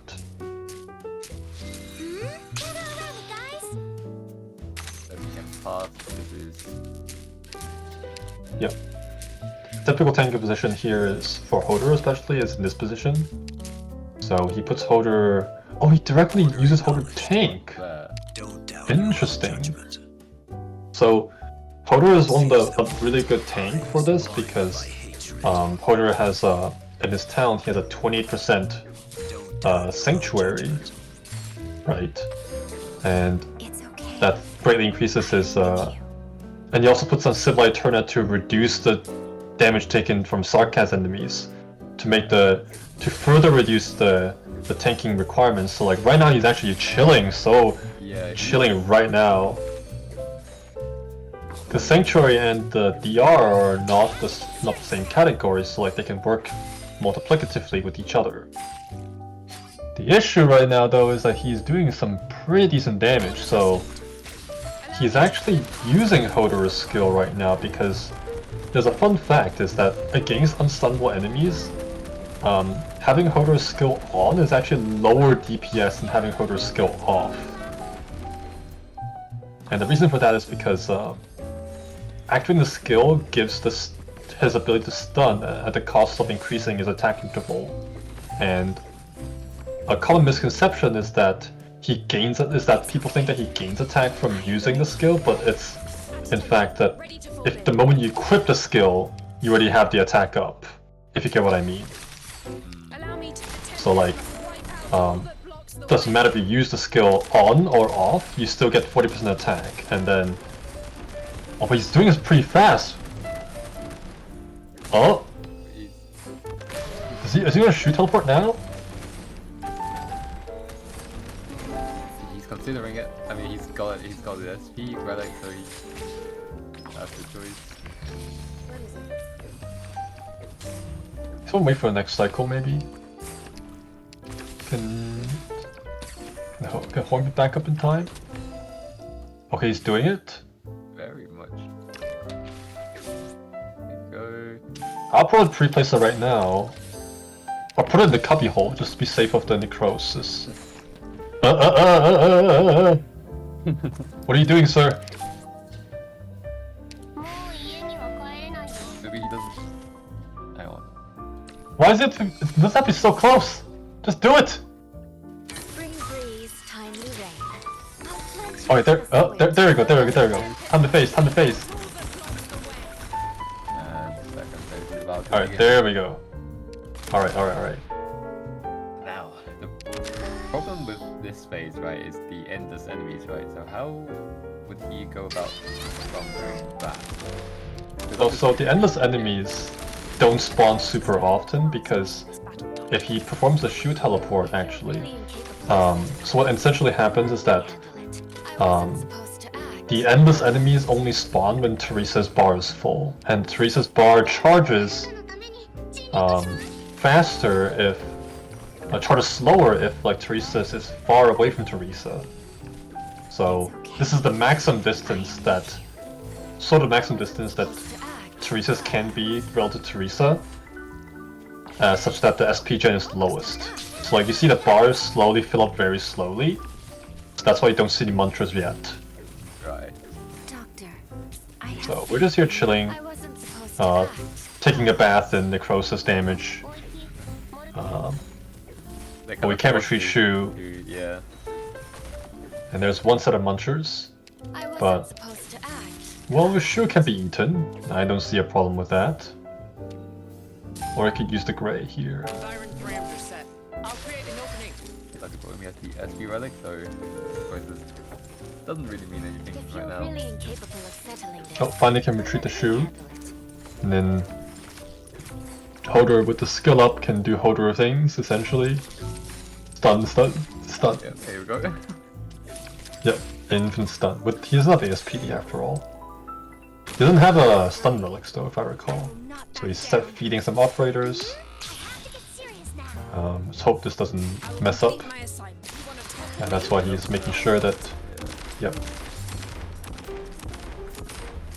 Putting out a few more resources. Allow me to study your command style in this battle, Doctor. I'm listening. Wait, the way this is Because Wallach is a... pretty good.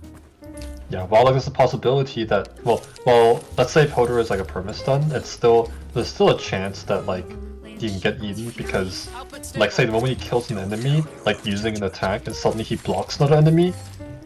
So there's a chance like during the attack interval, like At attention. the Muncher can swallow him, causing him to die. So that's one way that Allow me to study your command the perma stall can fail. But that's why he's taking precautions, like especially when there's like more mobs than the block count of Hodor, that he actually sends bodies to on your call. I'll create an opening. tank for Hodor essentially, just in case. So now he has the scene drone here to invis reveal scenes. Right. Yeah, It's okay. assassinos, as Lord Oyana would say it, assassinos. Right, medicine sticks. Scene drones are no match.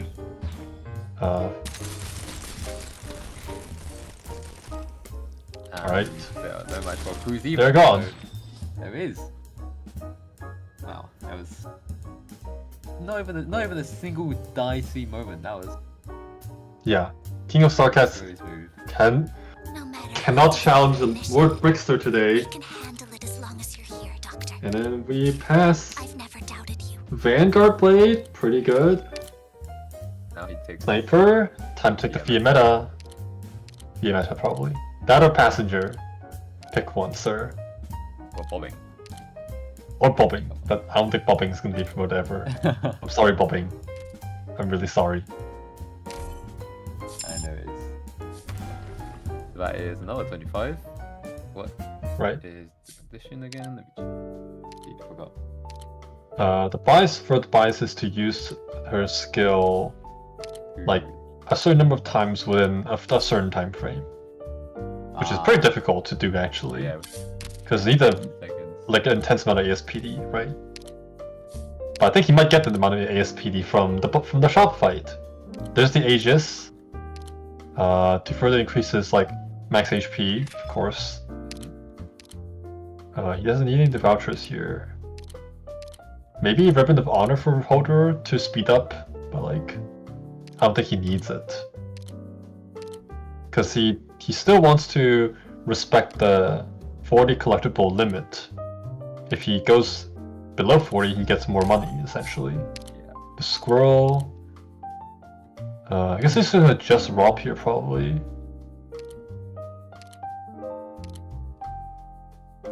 Yeah. I see no reason to just to look at this, to be honest. Like, He has a statue, right? So keeping as much input as possible is the toy. like he has the toy, so like, Yeah. worst case he can just pop the flames, like that he's holding on to as a damage relic, as a damage like source. Underflow. Hmm. Yeah, interesting. So you need to use it when you go into the shop fight, sir.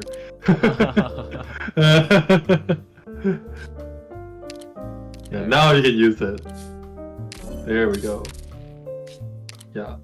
One of the things that I think he's worried about is because the opener of the shop fight, the first I three will chests that he intercept the wants to targets. clear, It is Ager's duty is to not keep them off trivial, the especially land. if you're in the fractured version No where your problem. ops have more Just DP. leave it to me.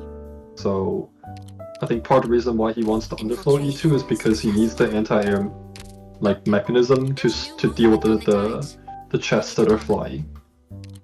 So his crews can do that to stun them out of the air. So Very possible. yeah. Although I don't think he really needs the underflow, honestly, because he can always just the canter open with the initial SP on these flags. That shouldn't be a problem, and then stun the chest out of the air with cruise, and then just tank everything with holder, tank the chest with holder, and then he still would have time to reset up everything for later onwards. Because if I'm guessing correctly, he's doing the leak strategy, which involves leaking the automatons. Are you familiar with that strategy or no? No. Leaking strategy is like never heard of to me, to be honest. Unless it's like Right. crucial moments. Right, so essentially the leaking strategy of the shop fight is a sort of a lower DPS requirement, because like your first intuition to do in the shop fight is to just brute force everything, right? Kill everything, including the automatons. But the problem is that there's so many automatons, all with Dreadcast, that the stacking of the necrosis marks makes it super annoying, and then combined with the mixing of regular enemies, right? So the solution is actually to only focus on the things that you care about, which is the chest on the top. So, because the top lane doesn't have Dreadcast. So, so what you do is you let the automatons go, and you tank them when you leak them, because when you leak the Dreadcast, when you leak the automatons, you actually don't lose life points. Getting collection of battlefield information. So that's what you do. And then you, between the waves of the automatons, you snipe the enemies, the regular enemies that are essentially like hiding amongst these automatons, essentially. So it becomes a tricky scenario where you need to only kill certain enemies but let go the others while dealing with a tank fest. But it's a lot better than actually having to just dump DPS like consistently like over the entire fight, Complete my assignment. especially if you have low damage relics. So it's a good practice to learn how to do this shop fight in this version, because you may be encounter a scenario where you actually are this poor. But let's just face it, brickster is not poor right now. Brickster is pretty high rolling at this point with soul binding bone and like his many stacks of sprout. So this is the leak strategy essentially. So like you see he's leaking the automatons, letting them go, not touching them at all, only focusing on the chest in the top lane. There's some brawlers over here, but Horn's gonna block them, and then Horn has enough defense to deal with these, so everything is fine. Ready to fall in. But they seem to hit quite a bit. I'm letting the shady dogs go, which is. I mean, he's obviously Yeah. not letting go, right? Yeah, so the shady dogs are pretty interesting. So like they lose like every time they lose a certain amount of HP, they drop like a fire circle, right? Fire circle is like a circle of true damage, and the dogs are not stunnable. They cannot be crowd controlled in almost any shape or form. I don't know if they can be feared, but they definitely cannot be stunned or frozen. And what's interesting is that the dogs take so much time to go to the blue box that they're actually the last enemies to go after Kanata has entered the blue box. So you can take your sweet time dealing with everything else before dealing with the dogs. The dogs are just like, you can think of them as like stage hazards. So they're also the lowest priority things to deal with. Kanata is also slowly sauntering into like around, so like you actually don't want to touch Kanata right now, because if you hit Kanata, then he might spawn. So Kanata can spawn chests. So he spawns chests when he's at 75% HP and at 50% HP. And so you want these chests, because if you take the chest, you get money, of course. And that's for the majority of our... Well, no. If you break the chest, then you get money. If you leak the chest, you lose money. Yeah. Right? So you want to kill the chests that spawn out of him. But the problem is that if you stun Kanata, or if you kill him too fast, he's gonna say, I'm not giving you these chests, because, well, I'm just not going to. And so you lose the money. So you don't want to lose the money, especially because he has coin-operated toys. So he's actually holding the reins on killing Kanata because he doesn't want the chest to spawn prematurely, or accidentally stun him and cause him to not spawn chests at all. So right now, you see Kanata is close to 75% HP. Don't doubt your own judgment. So we're just gonna, in the meantime, all the firepower, as you can see, is focused on only dealing with the actual mobs that matter and the top lane, which is where all the chests are. At attention, ready to fall in. Which it seems like it's over, and he's... Yeah, it's almost over. This is also even the harder variant, because there are actually two variants to the shop. Like there's the one with the 61 variant, which is that's how many enemies there are. It's like, this is out of 61, right? This is the harder variant because there are cars. The cars are annoying because A, they move fast, and B, they spawn passengers. Not that passenger, but you get what I mean. The easier version is if the 63 version, which even though there are more enemies, the enemies that are replaced they replace the cars with the sarcasm Wendigos, which are they're beefy, but pretty easy to deal with enemies. And they don't move that fast. That's the whole point. So right now, all the cars are dealt with, and the last person on the stage is Kanata. So he's taking his sweet time, right? He's the last person to reach the blue box at this point, at least. So, and we have all the crowd control in the world to deal with him. We have the gray, we have the shoe, we have the underflow, and then when he goes below 25% HP, he's gonna start running like a maniac. And so we have the holder to stun him, perma-stall him, so he's not going anywhere at this point. And there are the two sets of chests. Now we go brr, and then he's just gone. Yep, he's gone. Goodbye. Yep, goodbye. That's how you do the shock fight. It's a very the mentality or like the concept of doing the leak strategy can be applied to many different compositions, whether it's guard vanguard, castback, sniper medic, or defensive supporter. Like sniper medic, you have for example, you have Kazdel, you also have the cruise, stun the chest out of the sky. Guard vanguard, you have Silver Ash S1 that can shoot down the chests on the top lane as well, and OPNS can reach all the way from the top to the bottom to snipe some of the enemies that are hidden between the automatons. Castback, I have no clue how they do them, but I would think there's a way to adapt this strategy to their compositions. So yeah, but as you can see, it's like really low stress, somewhat low stress. So it's a really nice strategy to try out. And you just want to throw away his thoughts, but you can't do that in the shop.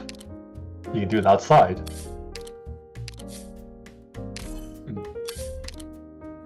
It's weird because like if you have soul binding bone, your first instinct would be to throw away the thoughts that have higher weight rather than lower weight. Yeah.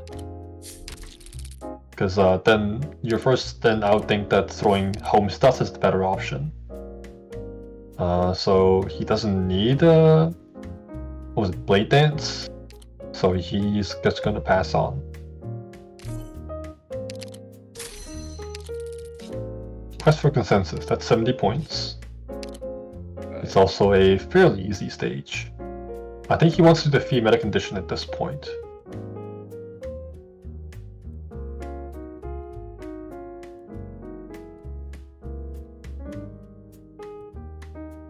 So what is he thinking? Does he say anything? He is not saying anything. He is just on the screen here. He's on the screen. He's admiring how far he's gotten to this point. Wow. No one. Feelings are nice. My brain is also fried too. It's currently 5 AM in the morning. I need to see how this ends. Brickster, what are you doing? Sir.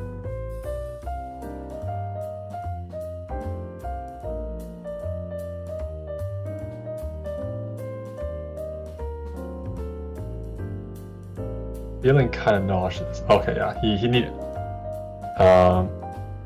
So our contestant right now is feeling a little bit unwell. So let's give him some time, patience to relieve himself, to relieve any issues that he has. Please bear with us for a moment and respect the player's time a little bit. I could use some water too.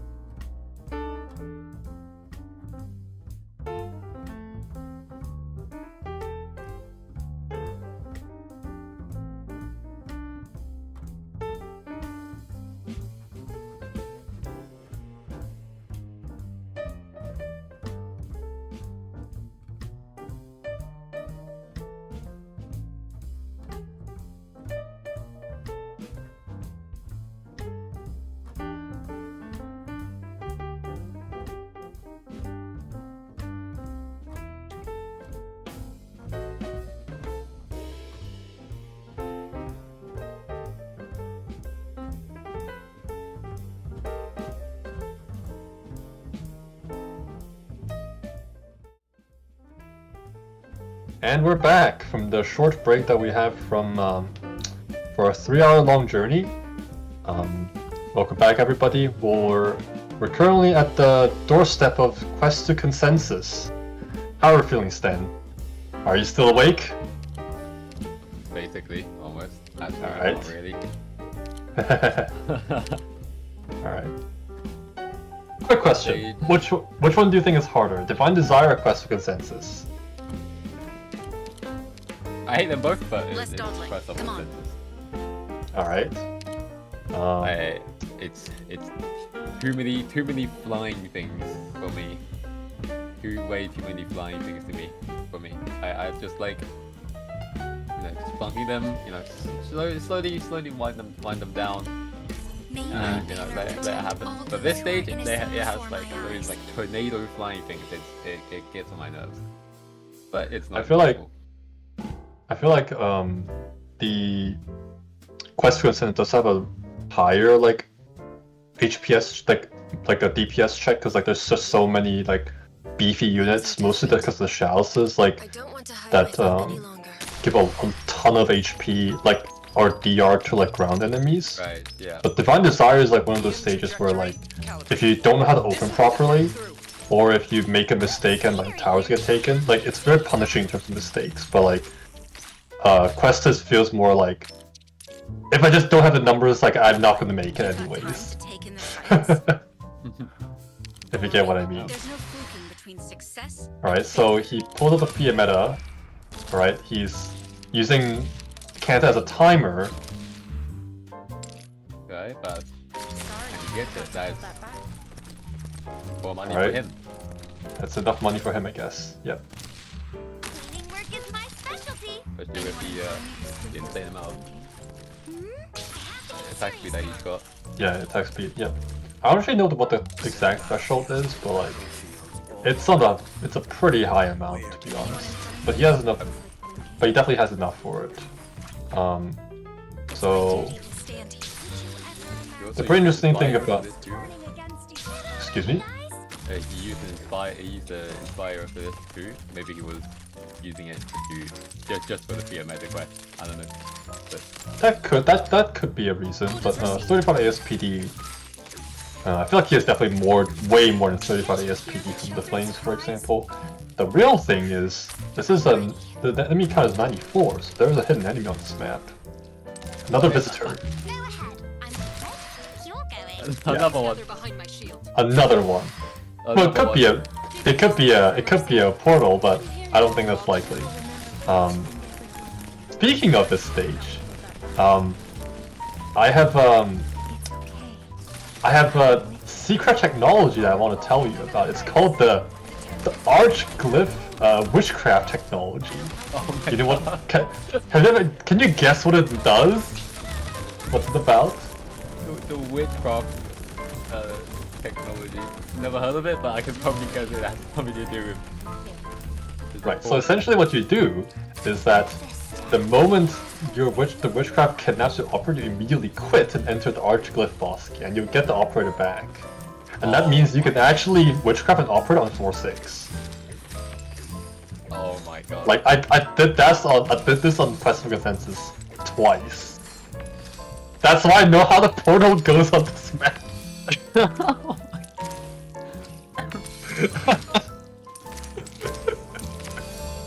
And the portal goes like that. That's a duck.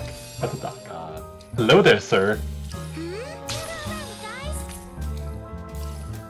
I was kind of excited to see what you could have done with that for the tech even. I got No, it out later. not today, sir. Not today. And hello, Raiders. We're here at Kazdel Kasino. With Defender Supporter Squad. This is a pretty high scoring run. We're just finished Quest for Consensus and killed a duck there. And we're heading towards Patriot. Glory Pack, not something that we care about.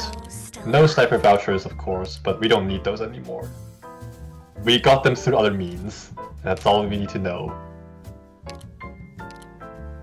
How many number of sniper vouchers the whole time? We had like, what was it, 3 sniper vouchers the whole time? That was it, right? Or was it 4? Oh yeah. because the E2 fear meta. Scotty.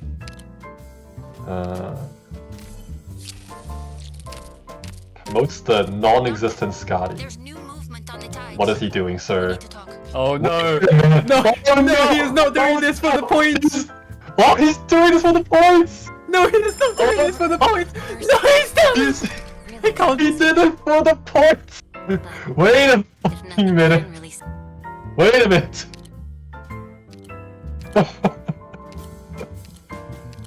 It's level 1! Skill level over. 1! Oh! He's raising the skill! What? Oh, he's out of Let's Atkinson! see. Oh, Oh, no, don't no. tell me he's gonna go in the He store. doesn't care! Ah, He doesn't care, doesn't care! I thought he was about to start farming and I was about to...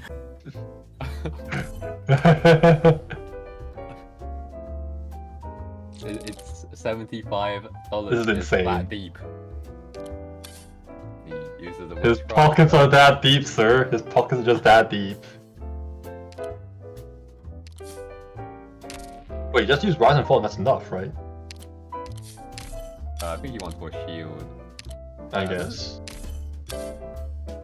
Oh, he wants. Oh, he can leak Patriot technically, but that wouldn't count. Right, is it really worth getting rid of these trees for... No, because he wants to stay below 40 relic count. Yeah, and especially for the flexible too. Yeah, and he's fuming over the fact that these relics don't do anything. I mean, he's come too far Right. for these, like...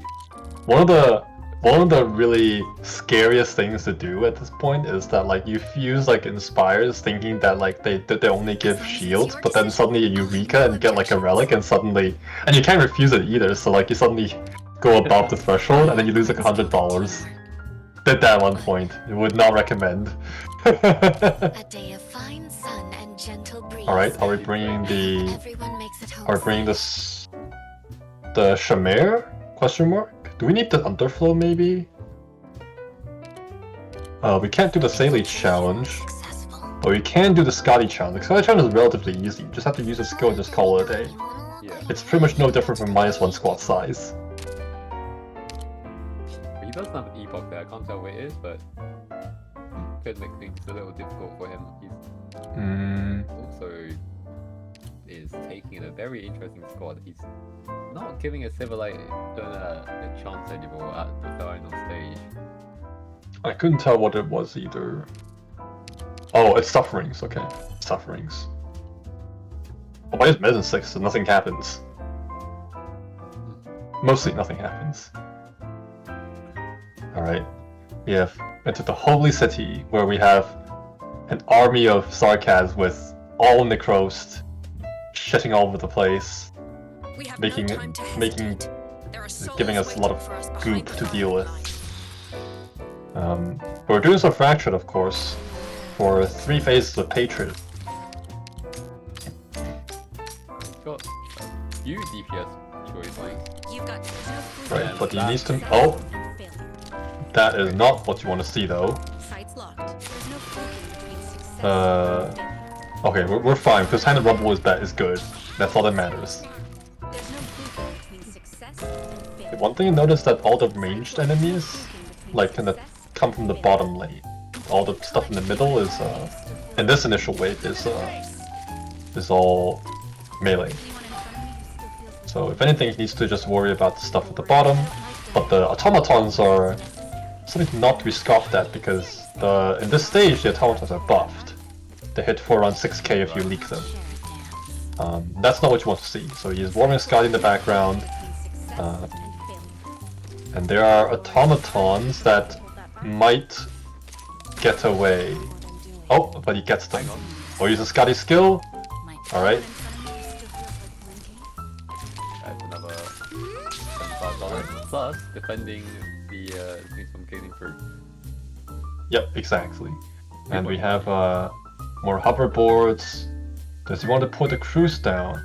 How much deployment limit is he on? He's on 3 more. 3 more, which is a lot for considering the amount of operators on the field right now. Does he want Horn on the field? He definitely wants Hodor on the field because that's his main tank against Patriot, if anything. But he needs to keep his free meta alive from the hoverboards. Does he need Cruise right now? I think that's a good idea to... Just let him go, let him go. Alright. No. Alright, he cruises the rest. A reasonable course of action? Question mark? Order acknowledged. Chooses against it. Putting him in the puddle, which is interesting. Hopefully the puddle disappears before... Actually, No, it's good. This is an S1 holder, so like it'll come back in no time. Allow me to Alright, a barrage, we barrage each other. just like 1 or 2 there. Yep.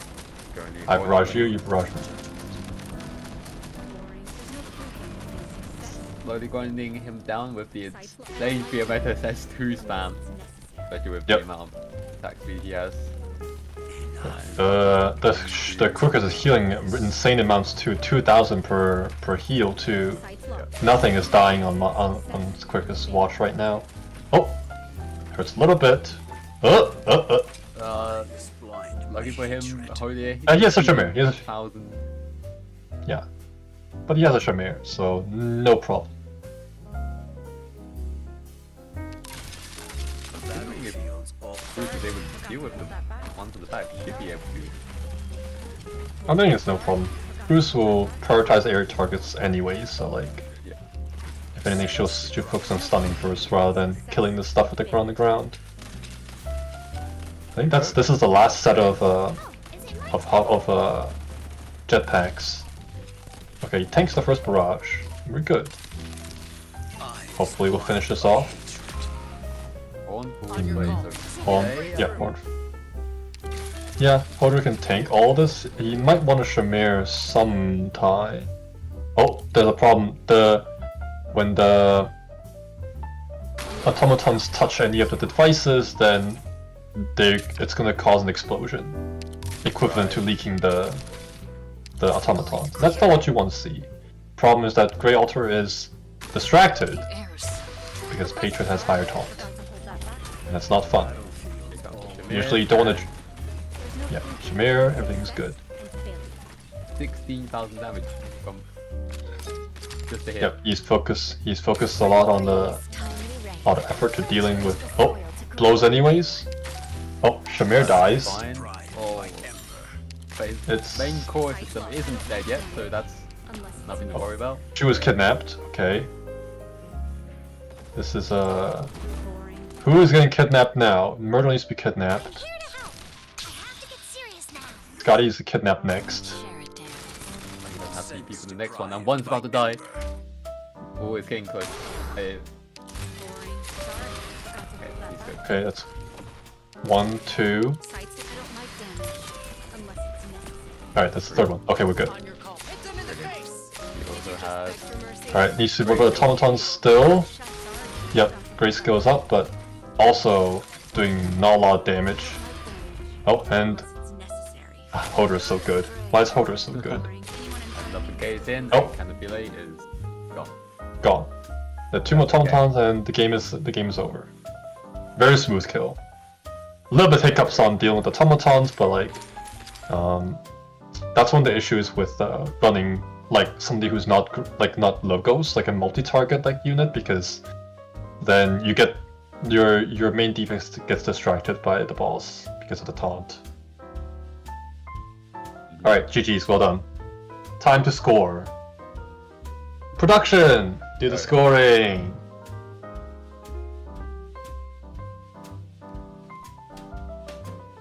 His total score.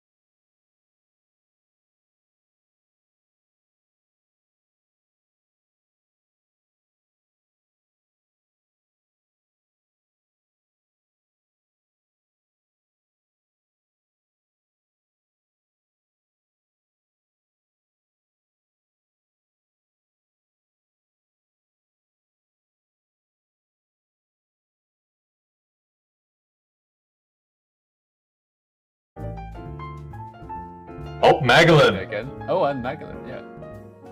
That was Stinker. Stinker number 2. Finally, the rate up! Star. The actual rate up. Triple 5-star. That's a lot of 5 stars, yeah. Blue bag. And Scotty. And Scotty. The Scotty that earned you 100 points. Blue bag. Double 5-star. Double 5 star.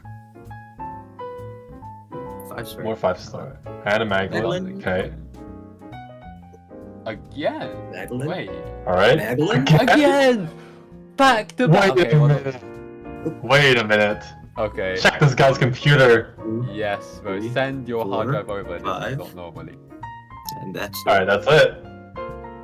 So what do we have? Let me take a peek. 7 5 stars? I can just copy this, yeah.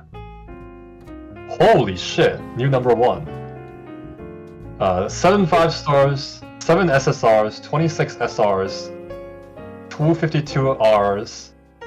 The total final score is 8,150 points.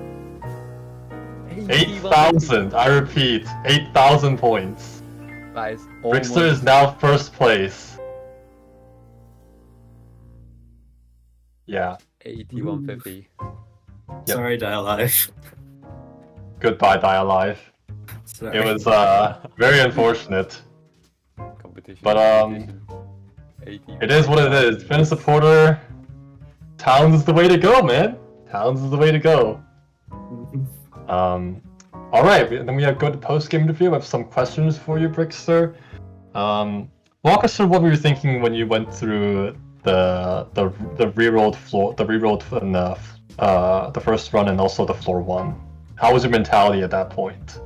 Oh, so like I wanted talents, and like Yeah. I said, I was going to restart if I didn't have talents. So Right. You, like you I had a went. decent you squad. went- I had a bunch of E2 5-stars. Mhm. Really good. Love that Cruise Halter, Civilite Eternus synergy. But no talents. I went through so many encounters, but no talents. So Right, because I restarted. the encounter for towns like probably just goes down. Like when you get past floor 1, it's really annoying. Like it's really hard to fish for it later onwards. And then the other question was the reason why you didn't go for Lost and Found floor 3, was it because you didn't have Cruise? Was it because you didn't have Cruise to kill Frost Nova? Or was it for some other reason? I wanted to take advantage of Catastrophe, so I did re-roll the node. I think there's a node Right. that I had to go down from to get to. You rolled the the safe Lost house, and right? Found. Yeah, and it You're- didn't give me a battle, so I just chose to go for an actual battle because it would expire in those 2 nodes before I could do anything. Right. Like I just wanted to take advantage of that since my econ was kind of wasn't too bad really, honestly. Even though like the plans and stuff was kind of rough. Do you think you killed Frost Nova without the cruise at that point though? Like on floor 4 at Well, least. Floor 4. Another aspect was that I got the attack down boss key, and Right. that's pretty major for that fight. Just because Uh-huh. I need to kill Frost Nova like really quickly, Mhm. else it's I lose tons of tiles and leakers because I can't just let her come to me. It's just not feasible. So I chose to either go for econ instead. Right. I think we're also discussing about a little bit about that at that point because like I think the only reason why we thought that going for the combat was because of the catastrophe, but then we also calculated that even with that, the catastrophe wouldn't be able to extend all the way to the boss fight. And initially we thought that like it wasn't like that much of a factor, so we thought that going down, the only reason why you didn't go down to the Lost and Found was because there was some reason that you couldn't do the fight on floor 4 immediately. So, but I guess the catastrophe was part of the consideration. Like the 2 plans, I guess, was pretty big, right? Another factor is that Amiya is kind of important for that fight. Like I had Odor, so I Oh. probably could have done it. But Right. like Amiya's has like I have a really good chance of getting something since I haven't picked Amiya because that's 3 vouchers, and then I add another for like whatever else I need, like snipers. And so I have a really good chance of getting something I need for that fight from like even a single combat. Right. But then snipers don't show up. Because snipers vouchers don't exist. You know? And then there's also the careless magic in the boss key, right? You use the witchcraft in there, right? But you should I don't know if you actually knew that the portal takes a lap. So like I feel like that could have enough time to take the spines. I did not know that. I knew that it took a while, but I didn't know how it took a while. So it took a whole lap. It took a whole lap. That was my mistake. I thought it would, like this was a long time ago since I witchcraft, but like I knew that it took a while. I just had that concept in my mind, so I was like, I'm going to witchcraft here, even though it's going to be pretty hard. Yeah. Especially since the spines have the damage reduction aura. The damage reduction. So like the clearing was pretty hard. We saw that. Yeah. But like I chose to do that to try and greed some spines because it would add a lot of time to the stage. And I failed. But I got kind of close to 1 spine. But yeah, you're really close. Because our initial thought was that even like we thought that you witchcraft because if let's say if your line did explode, then you would still have enough time to reset everything, for the witchcraft, because the fact that the witchcraft took a lap. But whatever. And then tell us more about your sniper picks, right? So on floor 4, you saw your first sniper pick, and you went for the gray instead of the cruise. What were the reasonings behind that? Walk us through that. So, Cruise actually, for me, isn't all that much better than Gray, especially with Gray with Hand of Rumble. All that much better than Gray on floor 5. Cruise is very major for floor 4, but less so for floor 5. So I chose to go for Gray Altar, especially since that crowd control and ultimately better damage with Hand of Rumble would help me overall. Right. And yeah, because it does come with the drawback that Gray is a bit more expensive, and I don't think I had. When did I get Myrtle? Nah, I had. I forgot. I think. But yeah, it was he is a bit more expensive than Cruz, so that can be a factor too. Because we were surmising that, since you were going for Lost and Found on floor 5 and then entering the boss key on floor 5, chances are that you could fish for a second sniper voucher for the cruise. But against most of the matchups for floor 5, right? There's you showed us the passage blockade method using the cruise, but besides that, it seems like Grey Altar has the better matchup against other floor 5 stages like passage Witch Curse, or what was it, Land Reclamation, if that were to show up, right? Maybe that was because we were thinking that we agree, we sort of had the same hunch that floor 4 was where Cruises does better, but then floor 5 is when it's okay, we need to settle on one of them, right? But then you didn't pick the Fia either, I guess. You didn't pick the Fia early, even though she can use Hand and Rumble, I guess. What was that? Why was that the case? It would have been more hope efficient, but Gray does damage with Hand of Rumble. I feel like Gray is a little bit of a better damage dealer just due to the way his range works. So he's downplaying the Fia meta. I want to downplay Fia meta. Fia meta is fantastic, but she has a sweet spot, and Gray scales really well with Hand of Rumble just because he does triple hits, but those 2-second hits normally don't do any damage just because they're half attack, but once you start scaling that up, it does. He just scales really well because he's no longer hitting that defense. Flingers are so good with the Rumble hand for sure. And like that crowd control was kind of important for like ending 2. Especially if I didn't get like the permastone relic or like more damage, then I would really need like the I don't want to say like more consistent, but like the AOE that gets a better place. He gets like there's just no good place for Fia for my strategy with 2. I guess Fia has some okay matchup against Aerial Assault, but like I feel then I agree that like ending 2. Oh yeah, Aerial Assault. I forgot. Aerial Assault is probably the best like use case, right, for Fia. But like in the other matchups, like especially against Teresa's, then Gray is definitely a better option. I would agree with that presumption too. I wasn't thinking about Aerial Assault. Like I glanced at the list of 4 or 5 stages, but if I consider that a little bit more, maybe I have gone for But you have Crucible. Yeah. Well, I didn't at the time, like when I was picking Gray. Otherwise, I'd be like really coping with E1 underflow. Yeah, because I feel like if you did see Aerial Assault, that matchup is not easy. I feel like it's not easy. Yeah. Alright. Stan, any questions for Brickster, or are we good to go? Not really, but thank you for using that ticket on Skadi later on. I really respect it. I love Skadi.